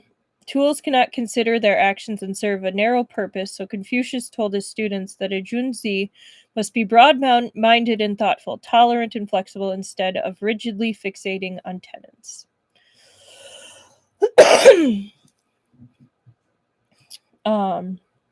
So that was the one that UI held now. A swing of the sword shot rainbowed ribbons of brilliant, billowing light out into the dark, dazzling but uncanny. Only one who'd honed Xuandu Mountain's azure waves sword technique to its ultimate level could create such a sword glare. Beam after beam came in great swells that built momentum relentlessly until they arrived like a tempest, powerful and wrathful enough to swallow heaven and earth. Dude, if I had a sword glare coming from a sword, I want it to be like the Aurora Borealis going on like this dude's, where it's rainbows shooting out of my sword. That would be fantastic. In the eye of the storm, his opponent would feel like a deluge was pouring down around him, the raindrops violently crashing down until they seemed on the verge of shattering the ground itself. A frigid, sweeping gale sliced through the air like knives, filling all with terror as the blades slashed through bones and speared into bowels. I agree, that would be so epic, Annika. And then when you're flying, like if it glows, just a rainbow sword. Really? That's really cool. I'd love to hear more about your character, Truffle. At some point, Yan Wushi had risen up into the air. At first glance, it looked like he'd been blown back by the raging winds, but his feet floating off the ground. He kept one hand behind his back and the other held out flat before him, palm first. With a furl and a flick of his sleeve, he first swept away most of the barrage of sword rain, then extended a single index finger. Just one. This gentleman is not your tool. Yes. This was the same finger he used against Yu Shengyan. Yep, beneath the cliff at Banbu Peak. The difference was, against Yu Shengyan, he'd only used half his strength. Now he was using 8 parts of 10. A little bit. I could kind of see like the rainbow Nyan cat. That's hilarious to think. Someone needs to make an animation of UI with Nyan cat. Just the flying sword.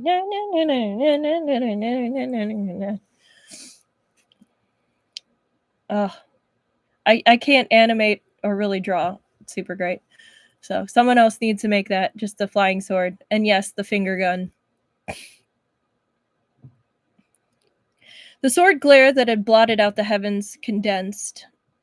The tip of UI's sword twirled once in a ring of light, then dove to meet Yan Wushi's finger.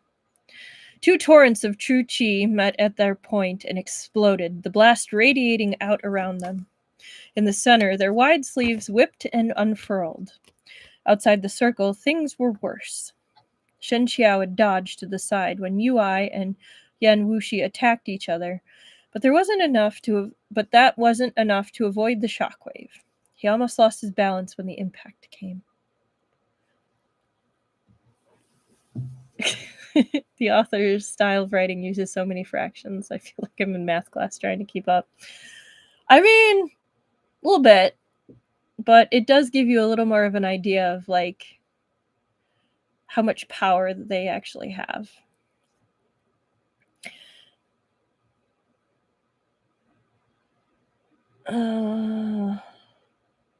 Shen Qiao dodged the side when UI and Yan Wushi attacked each other, but that wasn't enough to avoid the shockwave.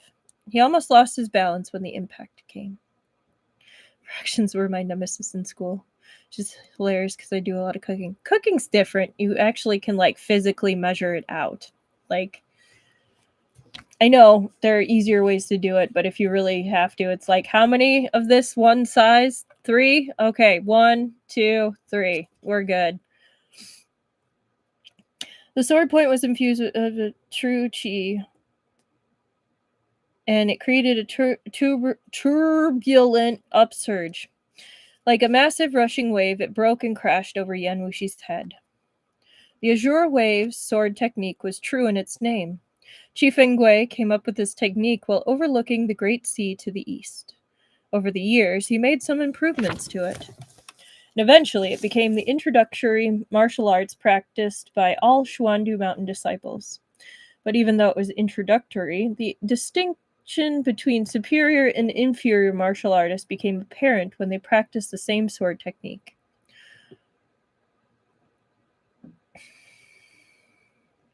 It's like a word problem. If Shen Qiao is at 3/10 of his total power and uses a sword glare, that's 8/10 of its total power. How much of an asshole is Yan Wushi? 100. It's pretty funny, Peacock pages. But even though it was introductory, the distinction between superior and inferior martial artists became apparent when they practiced the same sword technique.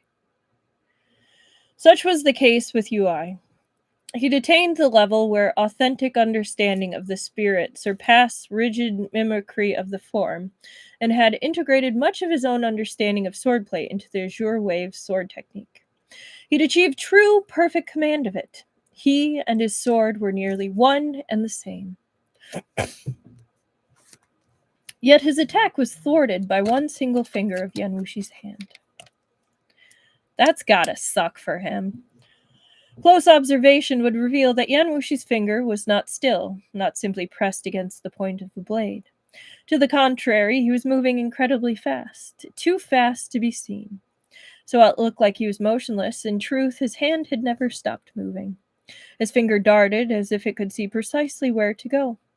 It lightly grazed several spots, and each just happened to be the weakest point in Yui's barrier of true qi. Just then, Yui remembered the review of the world's top martial art experts that his master Qi Fengwei had given them when he'd still been alive. Yan Wushi was mentioned in that lesson. Back then, everyone thought that Qi Fengwei's greatest rival was the Gokturk master Hulagu. But Qi Fengwei said that Yan Wushi's talents would see him surpass Hulagu within a few years. He might even be capable of defeating Qi Fengwei himself. He'd seen that Yan Wushi's martial arts had already progressed past the point of strict adherence to set forms. It changed as it pleased him to change.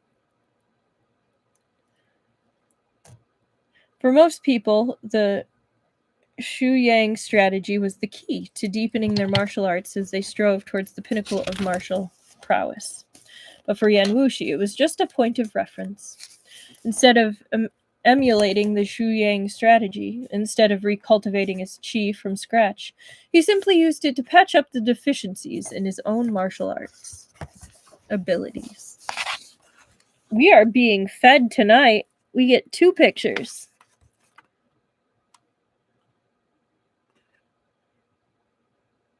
UI is like, what the hell? Is this guy seriously blocking my sword strike?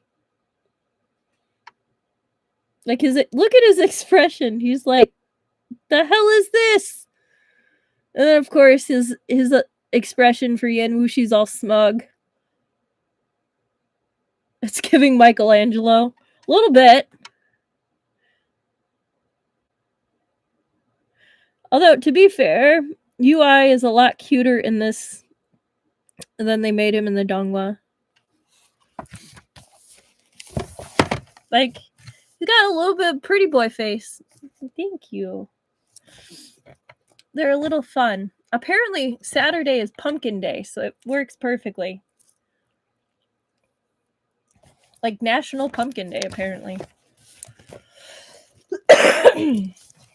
I mean, technically Halloween's Pumpkin Day. But, yeah. Yan Wushi's martial arts included the infamous Spring Waters finger technique. After they fought, Qi Fengwei used 2 lines of poetry to describe it. The spring waters ripple, my reflection embraced. My wishful fancies crumble, only ash remains. Snaps. Snaps. When Yui had first heard these lines, he couldn't grasp their meaning. They seemed to be about a woman lamenting her long-faded feelings. But he finally understood what the second line meant. Because accompanying his opponent's finger technique was a towering tide of true chi. Not only did it block his attack, it nearly collapsed the barrier Yui had painstakingly constructed using the chi from his sword. The feeling of it, the pressure, was exactly as Chi Fingwei had described. His wishful fancies had crumbled, and now only ash remained. I am so sorry. I'm trying to hold in a chuckle, but every single time I read his opponent's finger technique,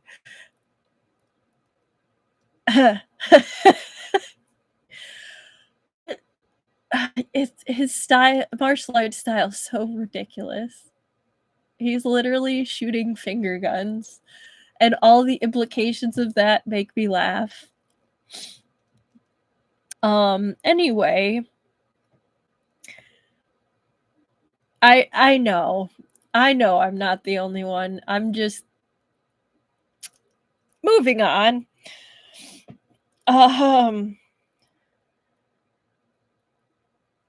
It's not just you, Momars Rover. It's not just you. Not you or Peacock Pages. Yeah.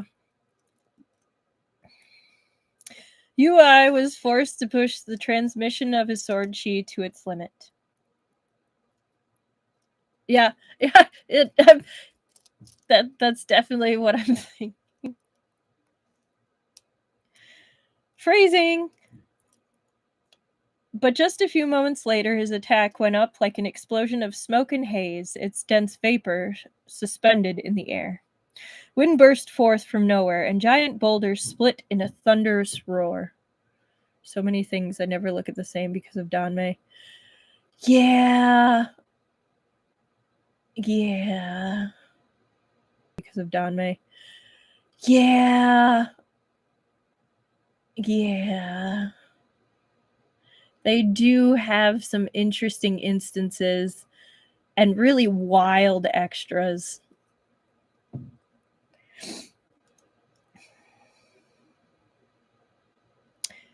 A whirling buzz filled Shen Qiao's ears. For a moment, he couldn't hear anything else.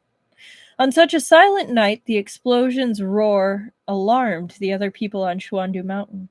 Lamplights flickered to life in the distance, one by one, and quite a few people threw on their clothes and headed for the source of the commotion. Things had progressed far beyond what Yui had anticipated. He'd wanted to finish this fight quickly and quietly, but he hadn't accounted for Yan Wushi interfering. The situation had slipped out of his control. Both of them ceased their attacks, and Yui backed up 3 steps, while Yan Wushi backed up 2.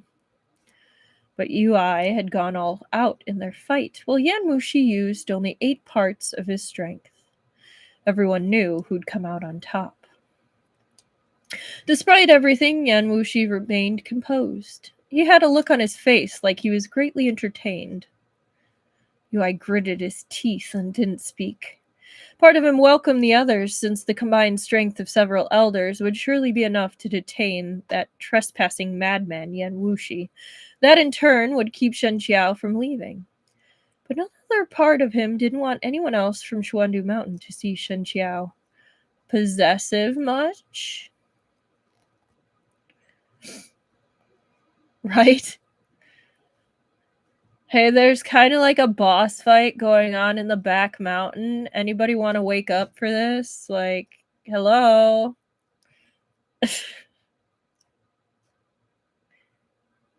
He was still thinking it over when the first person arrived. It was Qi Fingwei's first disciple, Tan Yuanchun. He was a Shixian of Shen Qiao and Yui. His abilities were only average and his temperament mild. A peacemaker when faced with conflict, a bleeding heart who couldn't offend anyone. His disposition and martial ability made him unsuited for sect leader, but his forgiving and charitable nature earned him the deep respect of all of his martial siblings, Shen Qiao included. After Shen Qiao became sect leader, Tan Yuanchun was made an elder and busied himself every day with the education of the next generation of disciples. You, Shidi?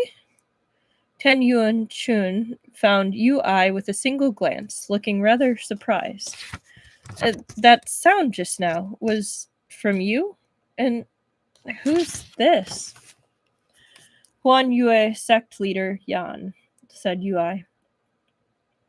When he heard Yui's offhanded introduction, Tan Yuan Chun drew in a cold gasp.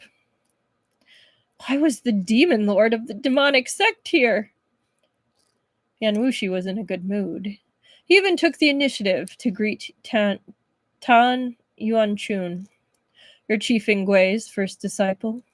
Years ago, I fought your master and lost to him, but now his disciples are all completely useless. Would you like to have a try too? Tan Yuan Chun was speechless. Yan Wushi turned to look at Ui, who said severely, Sect leader Yan might be peerless in martial arts, but Xuandu Mountain's numbers are still enough to keep one man here. Does sect leader Yan find Xuandu Mountain's scenery so spectacular that he can't bear to go? Bold of you to assume, my good sir. Yan Wushi sneered a bit. Xuandu Mountain without Chief Ingwe is utterly worthless in my eyes. He looked at Shen Qiao and spoke with ridicule. Still unwilling to leave? Are you waiting for your Shidi to imprison you so that the two of you can chat about your friendship? Only then did Tan Yuan Chun notice that another person was there, standing beneath a nearby tree. He'd failed to notice the other person. He was half concealed in the shadows, his breathing very faint. Yan Wushi had caught his attention by speaking first. Just one glance shocked him. Zheng Qiao, Shidi? He blurted out.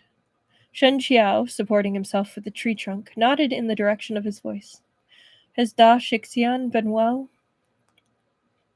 Tan Yuan Chun was surprised and delighted. Taking a couple of steps forward, he asked, Are you all right? When did you return? How did... Ui stopped him. Da Shixian!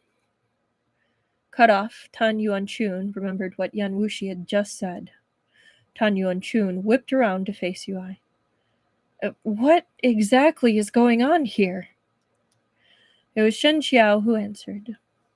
Da Shixian, is it true that you planned to elect Yu Shidi as the new sect leader?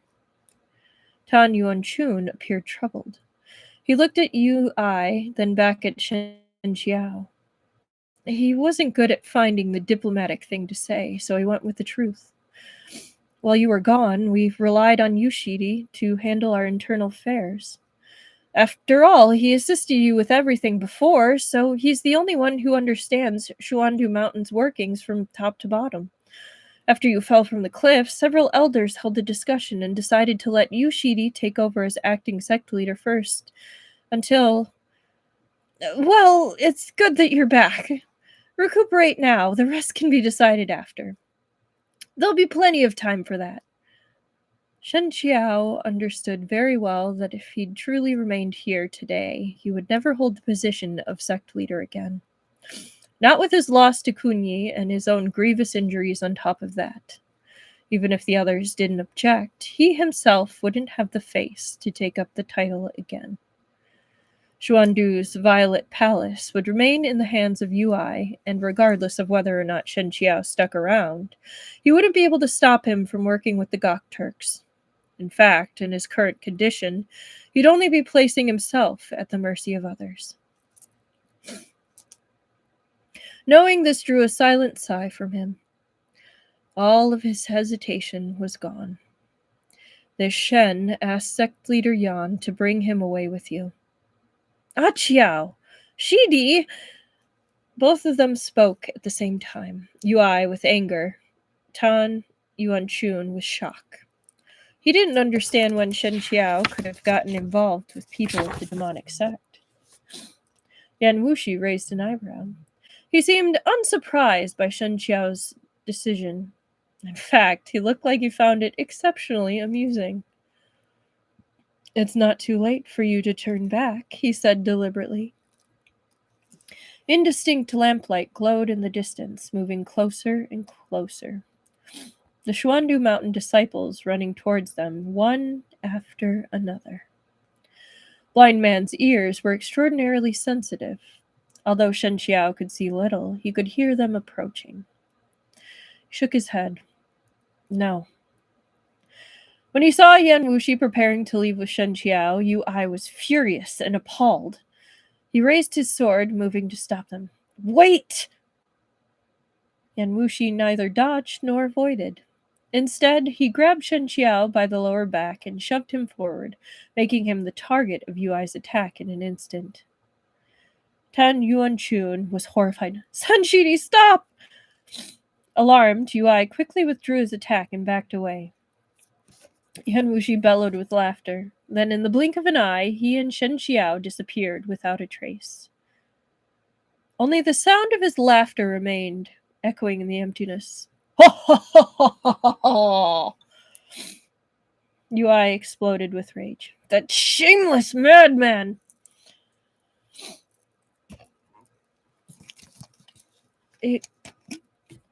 I do appreciate the laugh they gave Yan Wushi and the Donghua. It is phenomenal.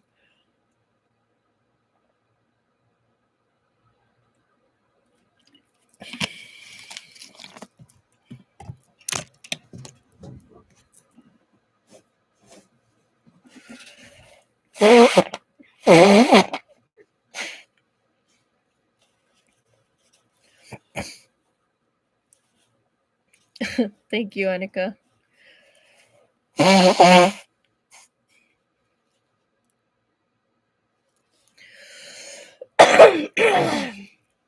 Oh, he absolutely would use Shen Qiao as a shield anytime. He doesn't care.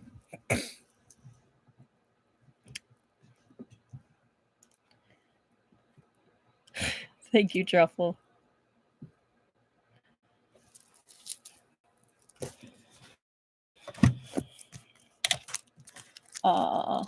152.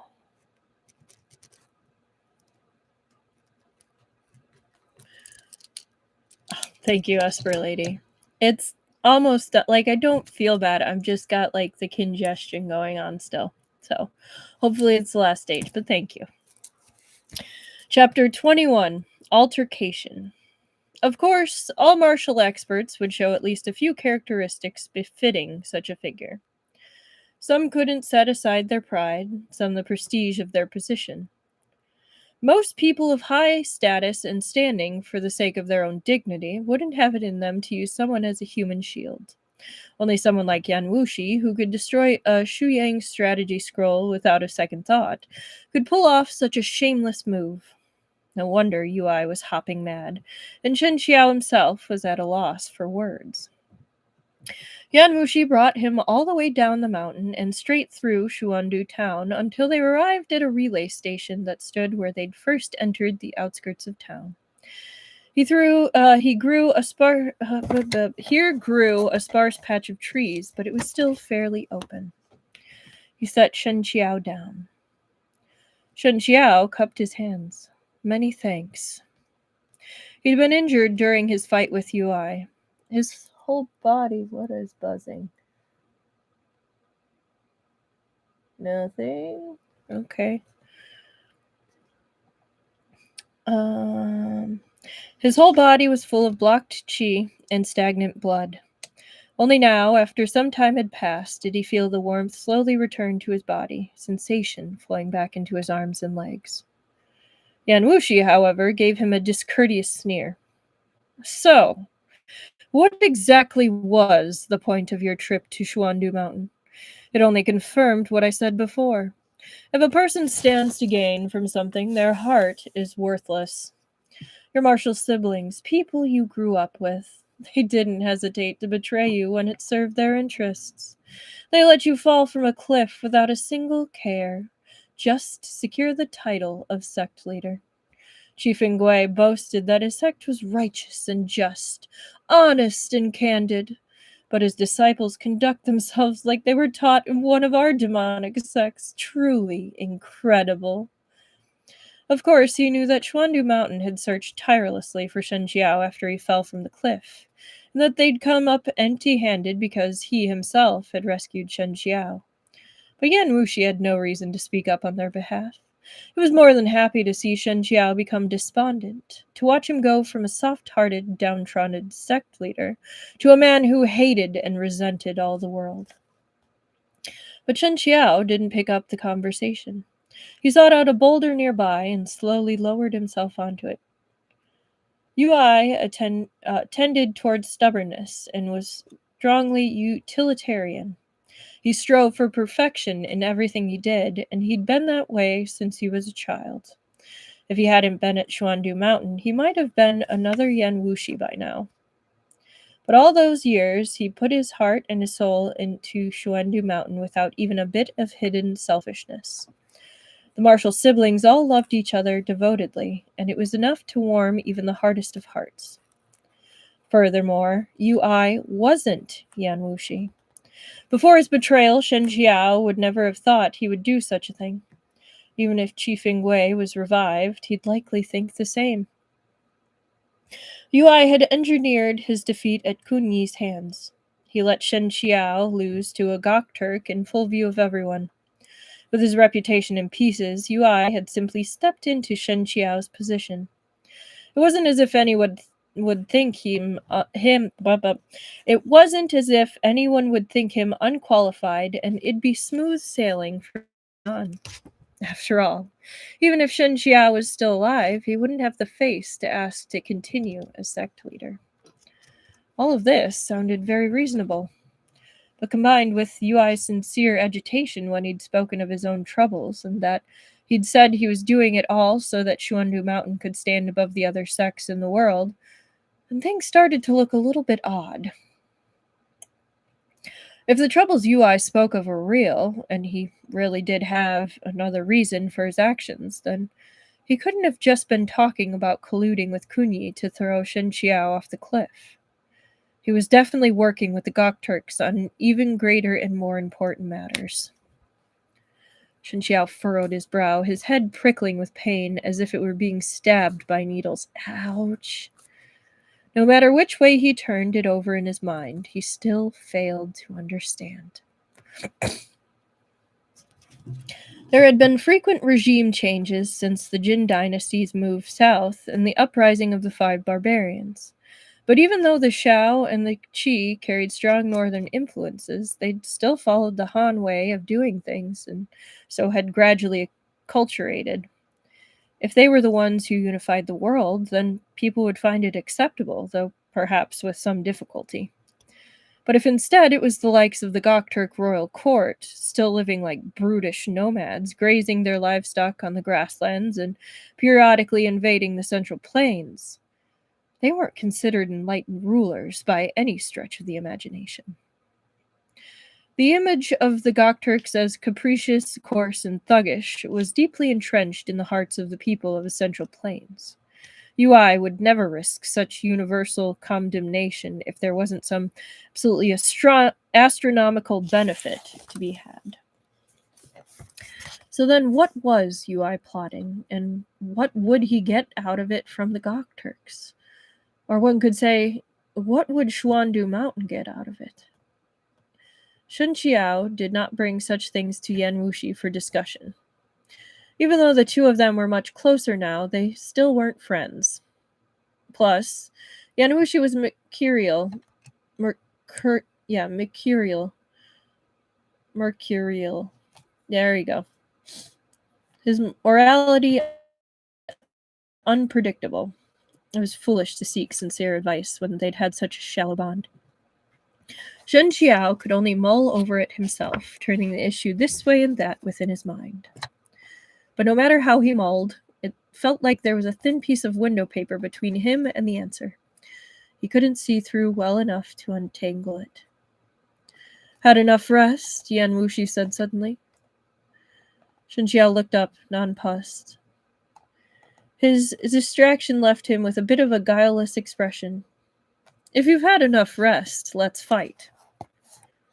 Shen Qiao took a long moment to digest that. He forced a wry smile. Sect leader Yan, how could I possibly be your match? Didn't you prove that already? Baffled, Yan Wushi replied. Why else would I bring you with me?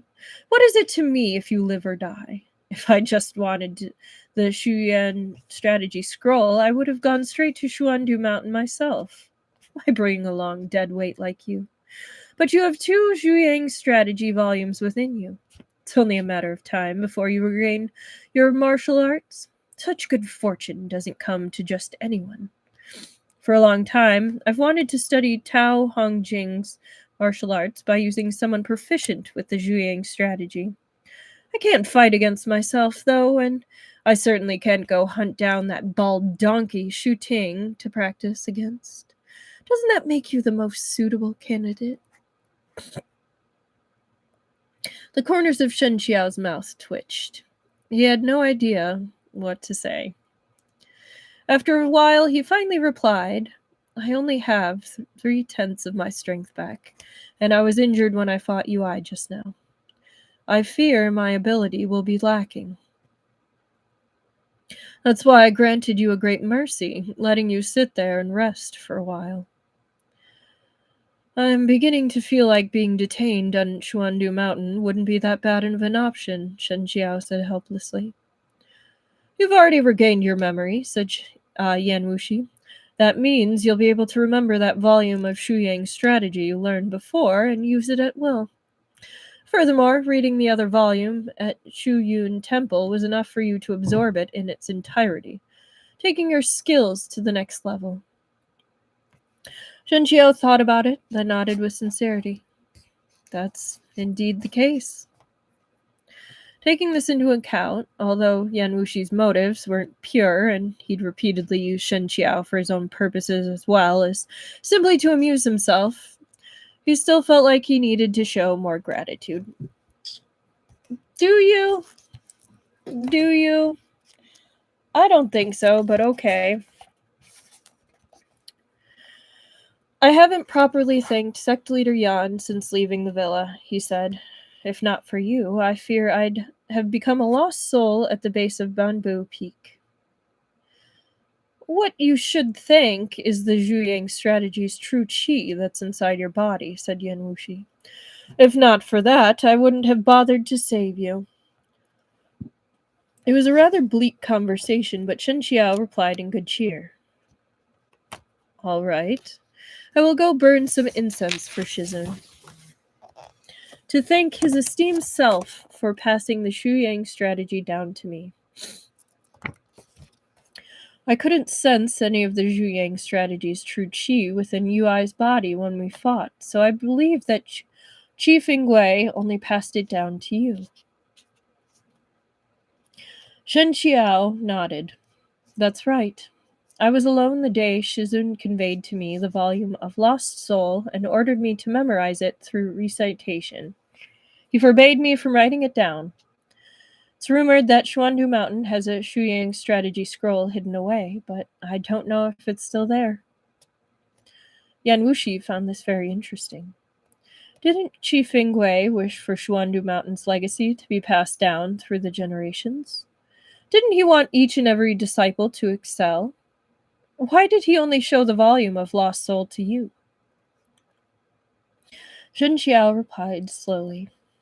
I asked Shizun about this matter before, but he didn't answer. Shizun and perfected Master Tao are old friends in life. I heard that after perfected Master Tao completed the Zhuyang strategy, he was filled with regret. He thought that if the book got out, it would lead to endless conflict and strife in the world, that many people may die as a result. I think perhaps Shizun felt the same way to a certain degree. He wanted his old friend's life's work to be passed down, but he also didn't want it to spread too far, lest the world fight and kill each other over it. That's why he made such a contradictory decision. Yan Wushi snorted in disdain. What foolish soft-heartedness. Qi Fingwei was always like that. He didn't finish Hulagu off when they fought and ended up leaving behind a disaster laying in wait for his successors. Peerless in martial arts, but with the heart of an indecisive woman. That's how he felt, and why teach martial arts to the Xuandu Mountain disciples at all? Wouldn't it be better to change Xuandu Mountain into an ordinary Taoist monastery? If you wish for a world without war, start with yourself. His words were harsh and biting, but not completely without merit. Shen Qiao and his master were the same in one aspect, and that was their benevolent heart, always considerate and gentle towards others. But he and Qifeng Gui also had their differences. These days, Shen Qiao wandered the outside world, and there he witnessed the impoverished livelihoods and the suffering of the common people, the powers of the world, and how they'd all been drawn into this game of chess. Seeing all this gradually changed Shen Qiao's mindset. He realized that Xuandu Mountain also stood in the dust of the mortal realm, that it was impossible for them to peacefully detach themselves from worldly affairs. It was only a matter of time before they must enter the game themselves. It was a pity that he hadn't had the time to make any reforms for Xuandu Mountain. Yui jumped in to replace him and was intent on steering Xuandu Mountain in an unknown direction. Shen Qiao lowered his head, sinking into deep contemplation. But from nearby, Wushi silently and without warning pointed his finger at Shen Qiao. Ever since Shen Qiao lost his vision, he deliberately trained his ears. Now he heard a faint, strange noise and quickly smacked the boulder as he sprang up, moving backwards with great speed. Xuandu Mountain's Qinggong was unmatched. When he executed this set of steps called A Rainbow Stretches Across the Heavens, his figure was like a lotus above the water, seeking gently back and forth beneath the wind's caress, or like a willow slowly unfurling its branches, the motion indescribably lovely. One could already see the faint shadow of his power at its full height. But Shen Qiao's strength hadn't yet recovered, and Wushi was much faster. A half step later, the boulder he'd been sitting on shattered with a roar, its shards exploding outwards towards Shen Qiao. Fortunately, Shen Qiao summoned his true qi in time, so he escaped, taking a rain of rubble to the face. But the razor-sharp shards shredded half of his sleeves and slashed into his wrist. His pale wrist was immediately streaked with blood. The spring water ripples, my reflection embraced. My wishful fancies crumble, only ash remains. Its reputation is truly well-deserved. Shen Qiao ignored the injury, instead focusing all his attention on listening for the sound of his opponent's movements. Wushi wasn't in the habit of showing any mercy once he'd attacked. After all the time he'd spent together recently, Shen Qiao was very clear about this particular point. He would have to fight until his opponent was satisfied, or else he'd die, and die in vain.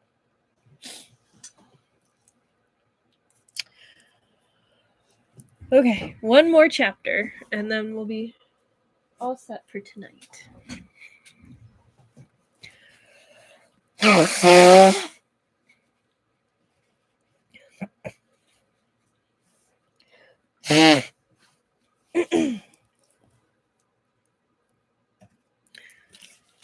It'll be so different when I finally choose a different color.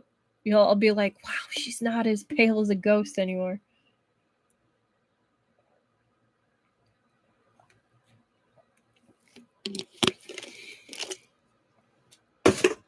Oh, I missed. That's okay. I'll clean it up after. Chapter 22. 209. Okay. Chapter 22. Spring Water's Finger Technique. Well then. The Spring Water's Finger Technique was one of the techniques that had made Wushi famous. He'd defeated countless martial experts with it, and Qifeng had even picked out 2 lines of poetry to describe it, a clear sign that it was an exquisite technique. And Yan Wushi had only gotten better with time. But not many people knew that this finger technique was adapted from a sword technique. Yan Wushi had once been a sword master, and he had a sword that never left his side. But when he lost his sword and couldn't find a satisfactory replacement, he decided to use his finger as a substitute. It turned out to be a happy mistake, and using this, he created a finger technique with an achingly tender name. Only those who'd faced it would know of the raging temper Shen Qiao was now up against.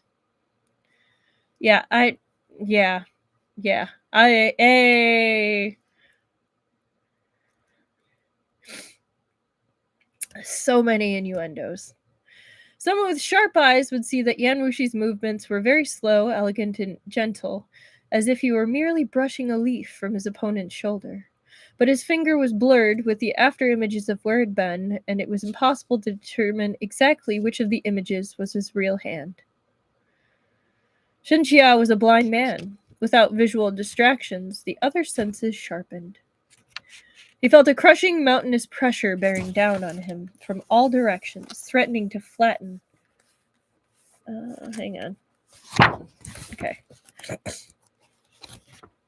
Threatening to flatten or pulverize him, its true chi overwhelming everything.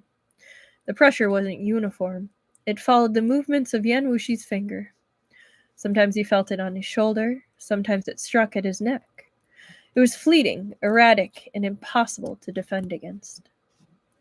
Shen Qiao's whole body was enveloped in the pressure Yan Wushi had created. It was like he was surrounded by walls on all sides, the dense layers of true chi swirling in at him like a tide. There was nowhere to advance nor retreat, and the moment his internal energy was depleted, Yan Wushi's finger would reach him, would touch him, gentle as spring water. That would mean his death. Shen Qiao had only 3/10 of his internal energy, leaving him below the Jianghu's second-rate experts. Normally, martial artists at that level couldn't dream of surviving against Yan Wushi. But Shen Qiao did have an advantage. His Xuandu Mountain martial arts and the 2 volumes of the Shuyang strategy. Though there had been too little time for him to completely integrate all he'd memorized, the return of his memory brought with it his knowledge of self-defense. No longer would he be completely passive like before. His sleeve raised, he too substituted his hand for a sword, forming a seal. This was the initiating gesture of the azure wave sword technique. The cool breeze gently blows. The azure wave sword technique was the same set of sword moves that Ui had used in his duel against Yan Wushi. Though Xuandu Mountain was world famous, they didn't possess a large variety of martial arts. They only had 2 sets of sword techniques. This was because Qifeng believed that martial arts were paramount and that, like with many such principles, it was all about abstraction, about reducing the complicated to the simple. True ingenuity was unassuming. Instead of amassing more and more moves, it was better to hone just 2 sets of their ultimate peak before total control was achieved.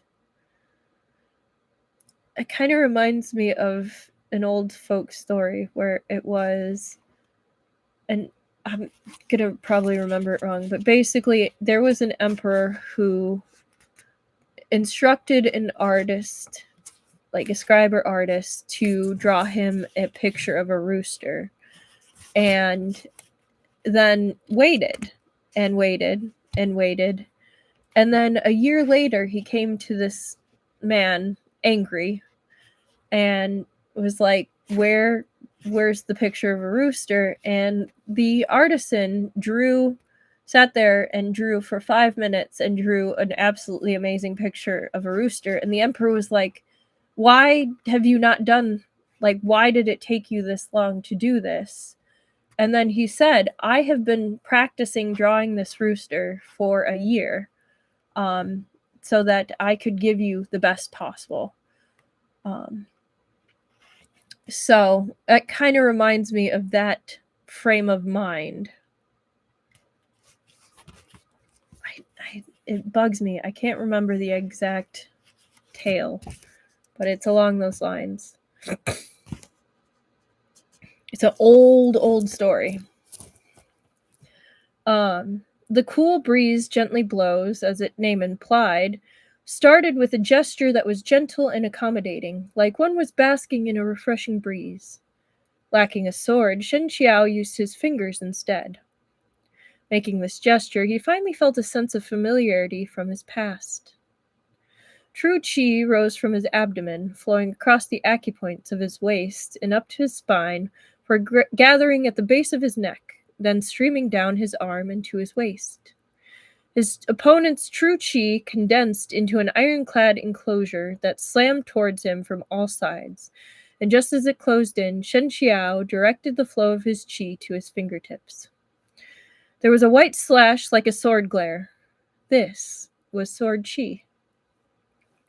As the sword qi sliced forward, Shen Qiao switched tactics, imitating 3 parts in musical harmony from Azure Wave's sword technique. He sent out successive taps with his finger, and each one landed precisely on the nodes of the woven net Wushi had formed with his true qi. With a roar, smoke roiled, haze billowed, and sparks dazzled upon the net. If their fight had an audience, they'd see an awe-inspiringly brilliant light shining between the two. Shen Qiao, blind to such a sight, broke through his opponent's attack with only his mastery over qi. For the combatants, it seemed that a long time passed between Wushi starting his offensive and Shen Qiao destroying it. But in reality, it happened in the blink of an eye. Wushi was quite surprised, but in the next moment his expression changed to one of intent fascination. Uh-oh. He switched from finger to palm, his body drifting like a floating cloud, or a wraith. Wushi struck 3 blows at Shen Qiao from 3 different directions. The 3 palm strikes swept in like a sea-born wind screaming through mountains, surging in vast torrents. They made Wushi's first attack look like child's play. Now his elegant mask was torn off, and the savagery that lay beneath was laid bare. 3 palm strikes, 3 directions. He is definitely not the kind of guy you want to be fascinated with you. No, very much so.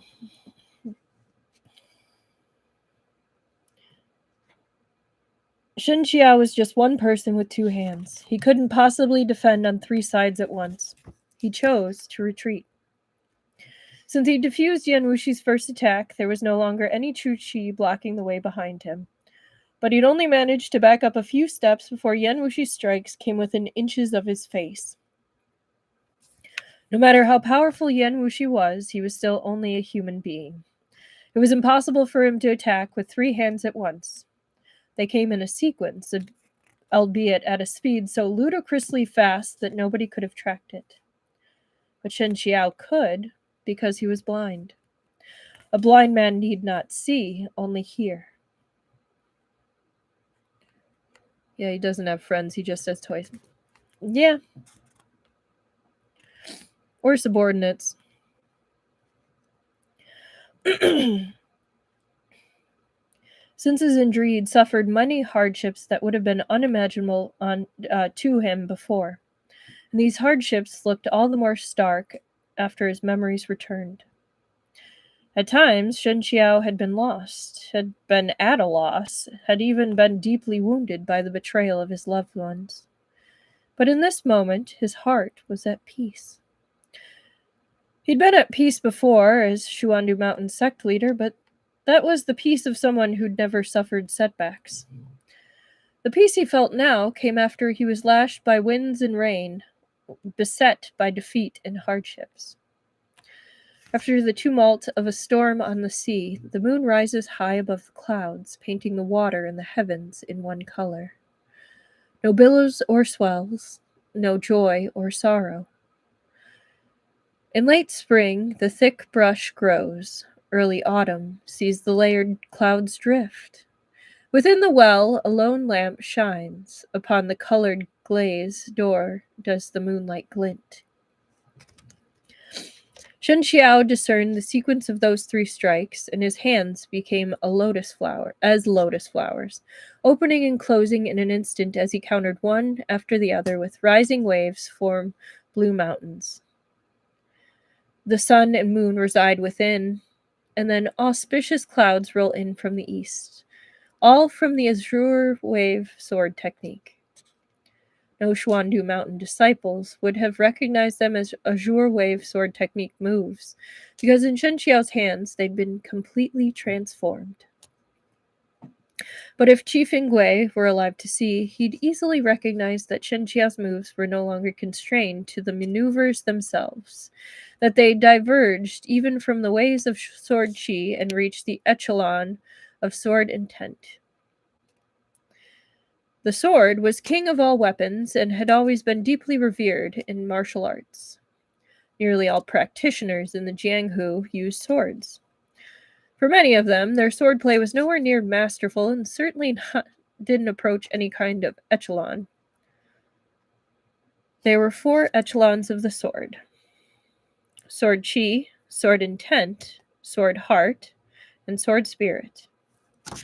When someone could manipulate the sword with Qi, then they'd achieve the echelon of sword Qi, so 1. All Xian Tian experts could do this. Before Shen Qiao lost his martial arts, he could too. He was extraordinarily talented. He grew up practicing with the sword, and by the age of 20, he'd already grown beyond the physical maneuvers when it came to sword moves, and it entered the echelon of sword Qi, so number 2.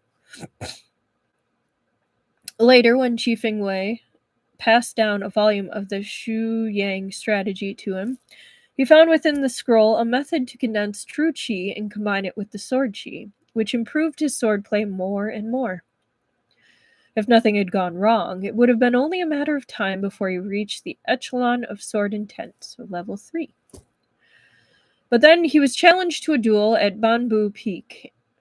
Shen Qiao then fell from the cliff, and everything came to an abrupt end. If it weren't for a wisp of the Zhu Yang strategy's true Qi that still remained in his body, granting him a chance to start over, the martial arts he'd painstakingly cultivated during the first half of his life would have vanished with the wind. That's harsh. That would be, that would be absolutely devastating. I don't care who you are. Shen Qiao didn't fall, even as Yan Wushi pressed harder and harder. Instead, he rose to the echelon of sword intent. Yan Wushi, always perceptive, took notice of the change and was greatly surprised. Not only surprised, excited as well. When he'd forced Shen Qiao to fight him, it was only because Shen Qiao still carried the Shu Yang strategy's true Qi. Yan Wushi hoped that fighting him would spark the inspiration he needed in order to grasp the essence of the Shu Yang strategy and complete his own self-made martial arts. So the stronger his opponent was, the happier he became. Masochist. At that moment, or would that be sadist?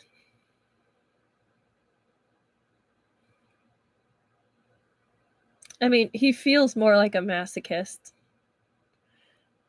But he does like dealing out the damage more, so would that be the sadist? I'm not sure.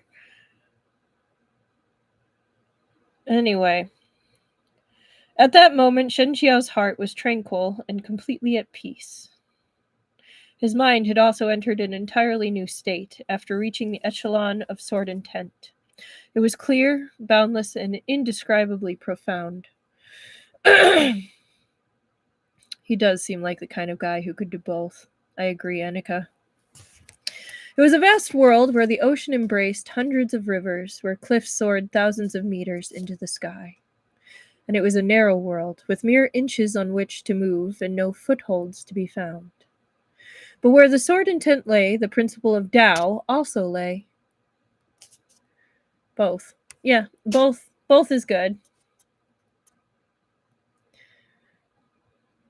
1 begets 2, 2 begets 3, and 3 begets all things, which is from the Tao Te Ching, which talks about the Tao being the origin of all things.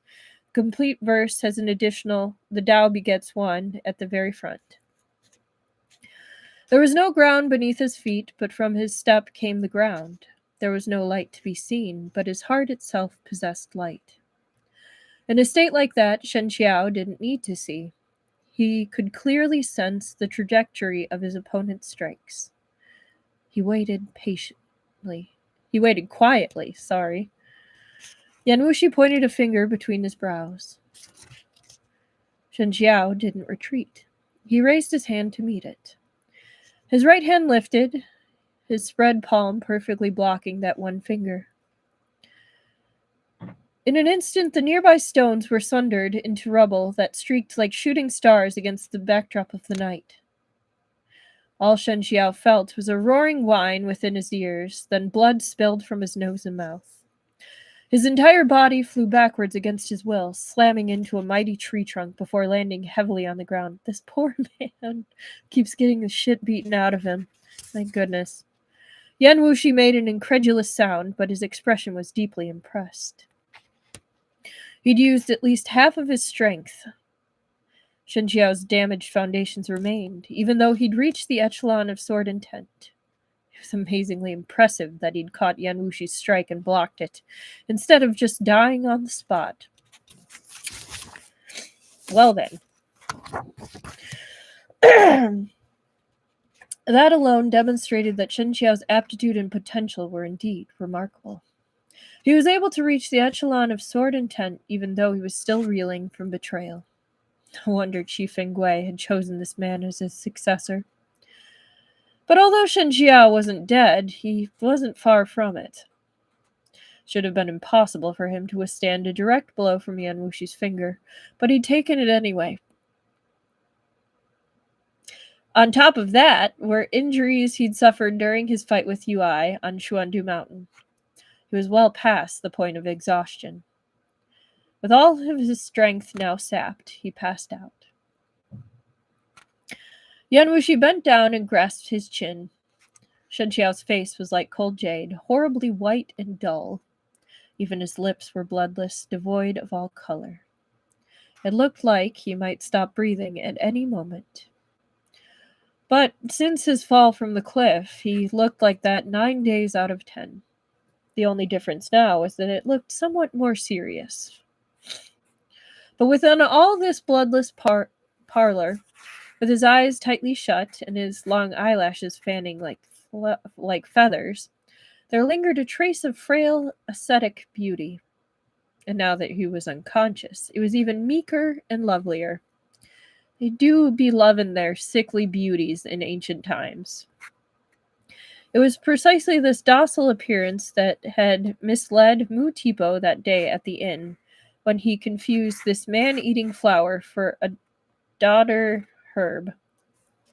Parasitic climbing plant from the Morning Glory family. As daughters require a host, the daughter flower became poetic symbolism for the frail, delicate, and helpless woman. As Shen Qiao is a man, the narration uses daughter herb instead. Okay. But this flower was good-natured, always tender-hearted, and compassionate. That's why it met with trouble after trouble.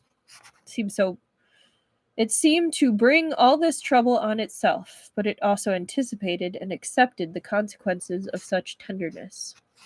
If others thought that softness was a weakness, then it was they who were truly blind. "Look at how exhausting and tragic your life is," said Wushi.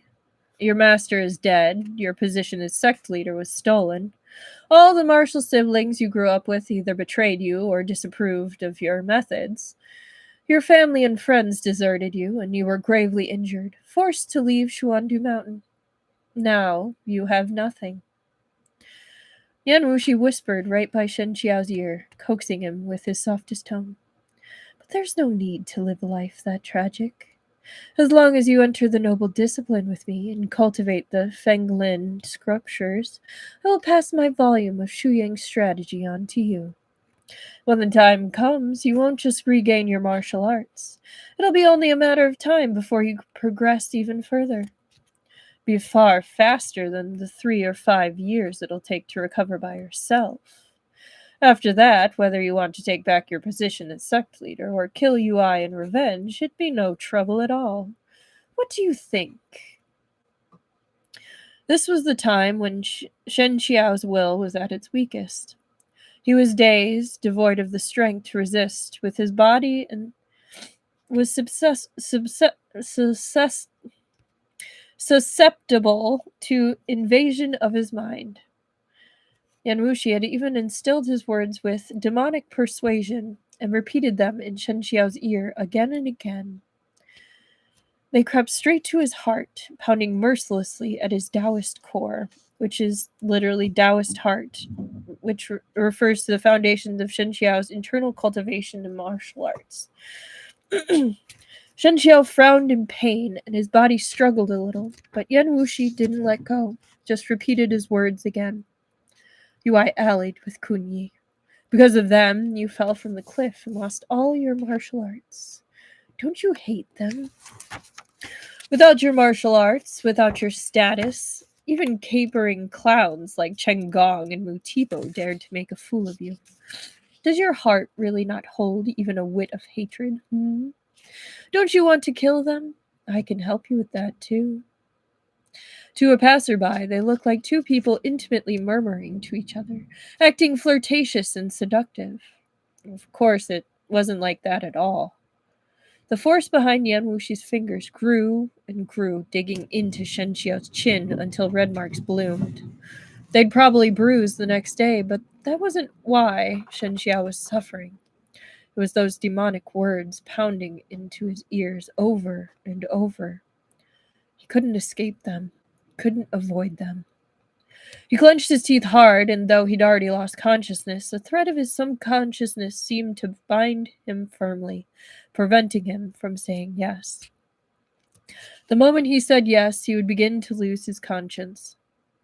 Why not agree? Yan Wushi coaxed. It's only a single word. Just say it, and I'll do anything for you. I don't want to become that kind of person. Even if it must be done, I should be the one to do it. Become what kind of person? What's wrong with taking an eye for an eye? If you want to kill someone, then kill them. Besides, they betrayed you first. You don't owe them anything. Shen Qiao shook his head. A fresh trickle of blood seeped from the corner of his mouth, and the expression on his face grew more and more pained. Any ordinary person would have succumbed to such torture by now, but he refused to speak. Some people were unaware of the evil in the world and gave their kindness indiscriminately. In the end, all it did was exhaust them and others both. But there were some people who did not see, that did see through the evil, and that insight was precisely why they refused to change, why they carried on being gentle and kind, tender-hearted. But it was human nature to be evil. Could someone really withstand hundreds upon thousands of trials and hardships and still not change their mind? Yan Wushi chuckled quietly, then wiped the blood away from Shen Qiao's mouth. Sweeping his hand beneath Shen Qiao's arm, he lifted him off the ground and headed into town. And with that, we have one picture, and then we will be done with the book part of tonight. But we will then have our fanfic recommendations, because I realized I forgot to do them at the beginning. So here's our lovely picture where Yan Wushi is very suggestively grabbing Shen Qiao.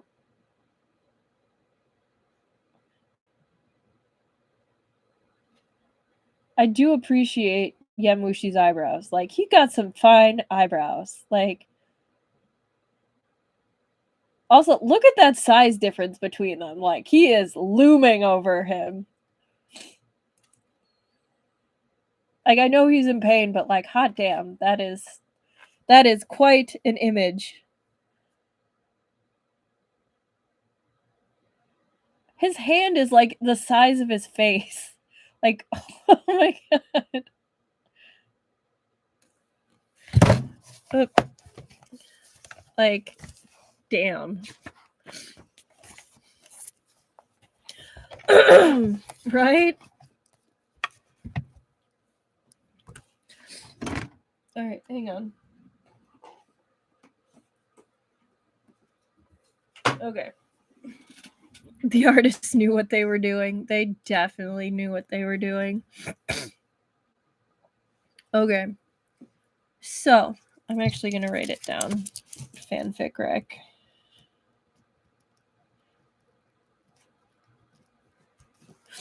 So, that was pretty fun.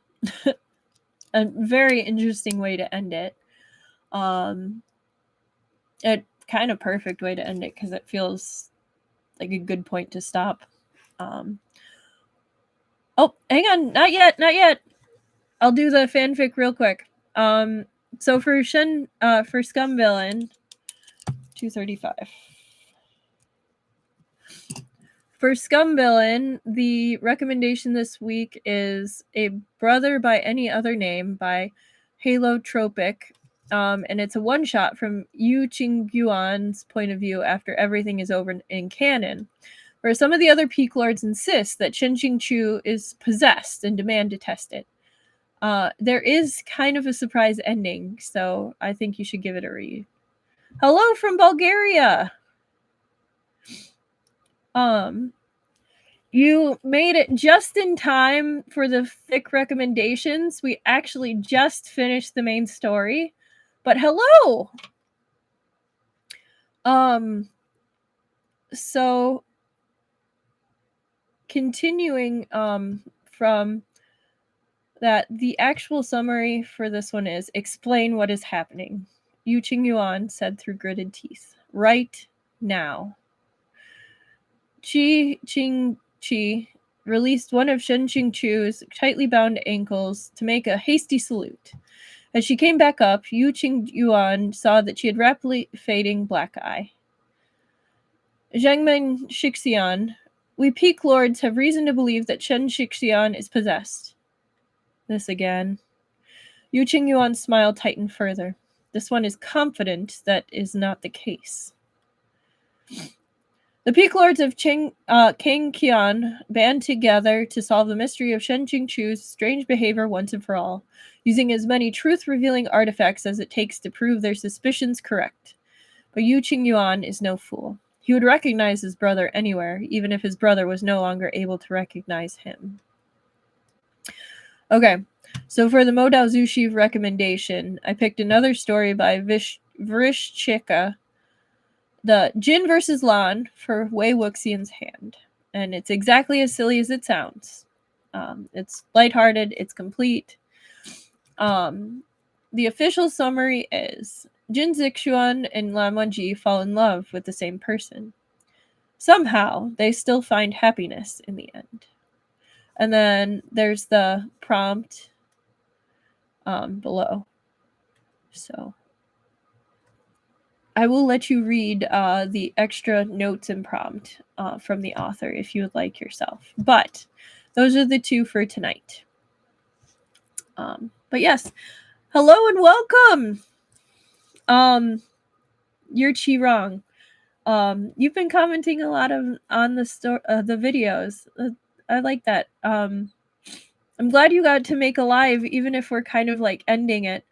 But I hope you enjoy the stream. This one's a lot less, I wouldn't say less serious, but has a lot less sensitive topics. The community post, or do you mean like the comments? Because my community post is like, it's got something wrong with it.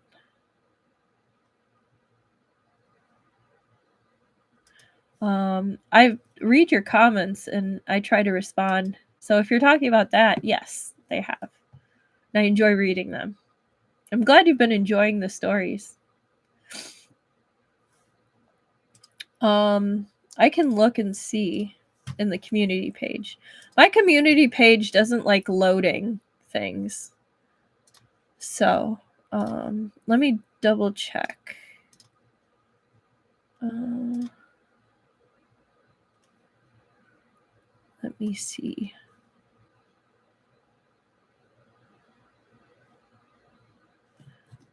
Let me see. Okay. Yes to the community page or comments. Oh, yeah. I'm glad your girlfriend is gonna check the book because of your obsession. I hope she enjoys it. Oh, fan art? Oh. Oh, no. Tell you what, I have a blue sky and I actually get stuff there. How do I do this? So my blue sky is the same thing, Rosebud Reads, on blue sky. But let me see if it's possible for me to visit the community page. Oh, I finally do! I see it! It's so good! That's amazing. Oh my goodness. Here, I'm going to share my screen real quick. Is that okay? Can I share my screen? My community page is finally working. Do you mind if I show everyone?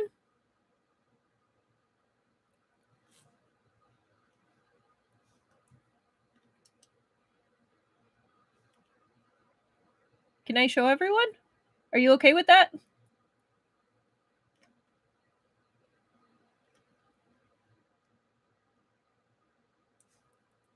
It's really good.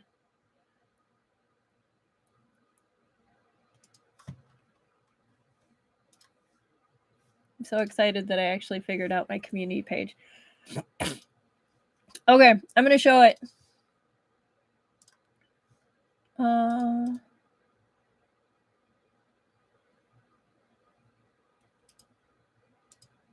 Hang on. Entire screen.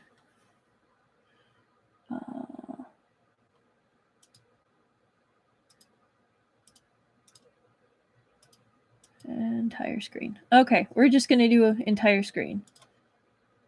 Oh. Whoop. Oh my goodness. Oh my goodness. Cancel. Cancel. Not yet. Oh no. Oh no. Stop sharing. That did not work out. We're going to do it on the phone. That was weird. Okay, now I know not to do that.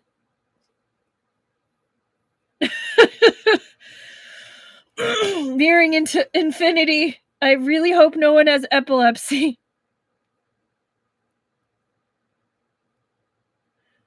Okay. Here we go. Here's this beautiful piece of fan art.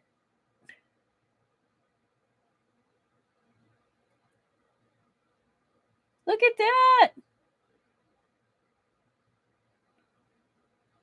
It is so pretty. Thank you. It's really nice. Boop. I definitely like it. Thank you so much. And I'm so excited the community page works. That's amazing. Yay. Oh, they must have fixed it with the updates. So I'll finally be able to see if you guys post. I'm so excited. I will not try to screen mirror again. That was a little crazy. But on that note, I hope you all have a great rest of your evening, great weekend, and I will hopefully see you all on Tuesday. To everyone watching later, I hope you enjoyed too, and that you didn't get too scared by that jump scare. Good night. And thank you again for joining. Bye-bye.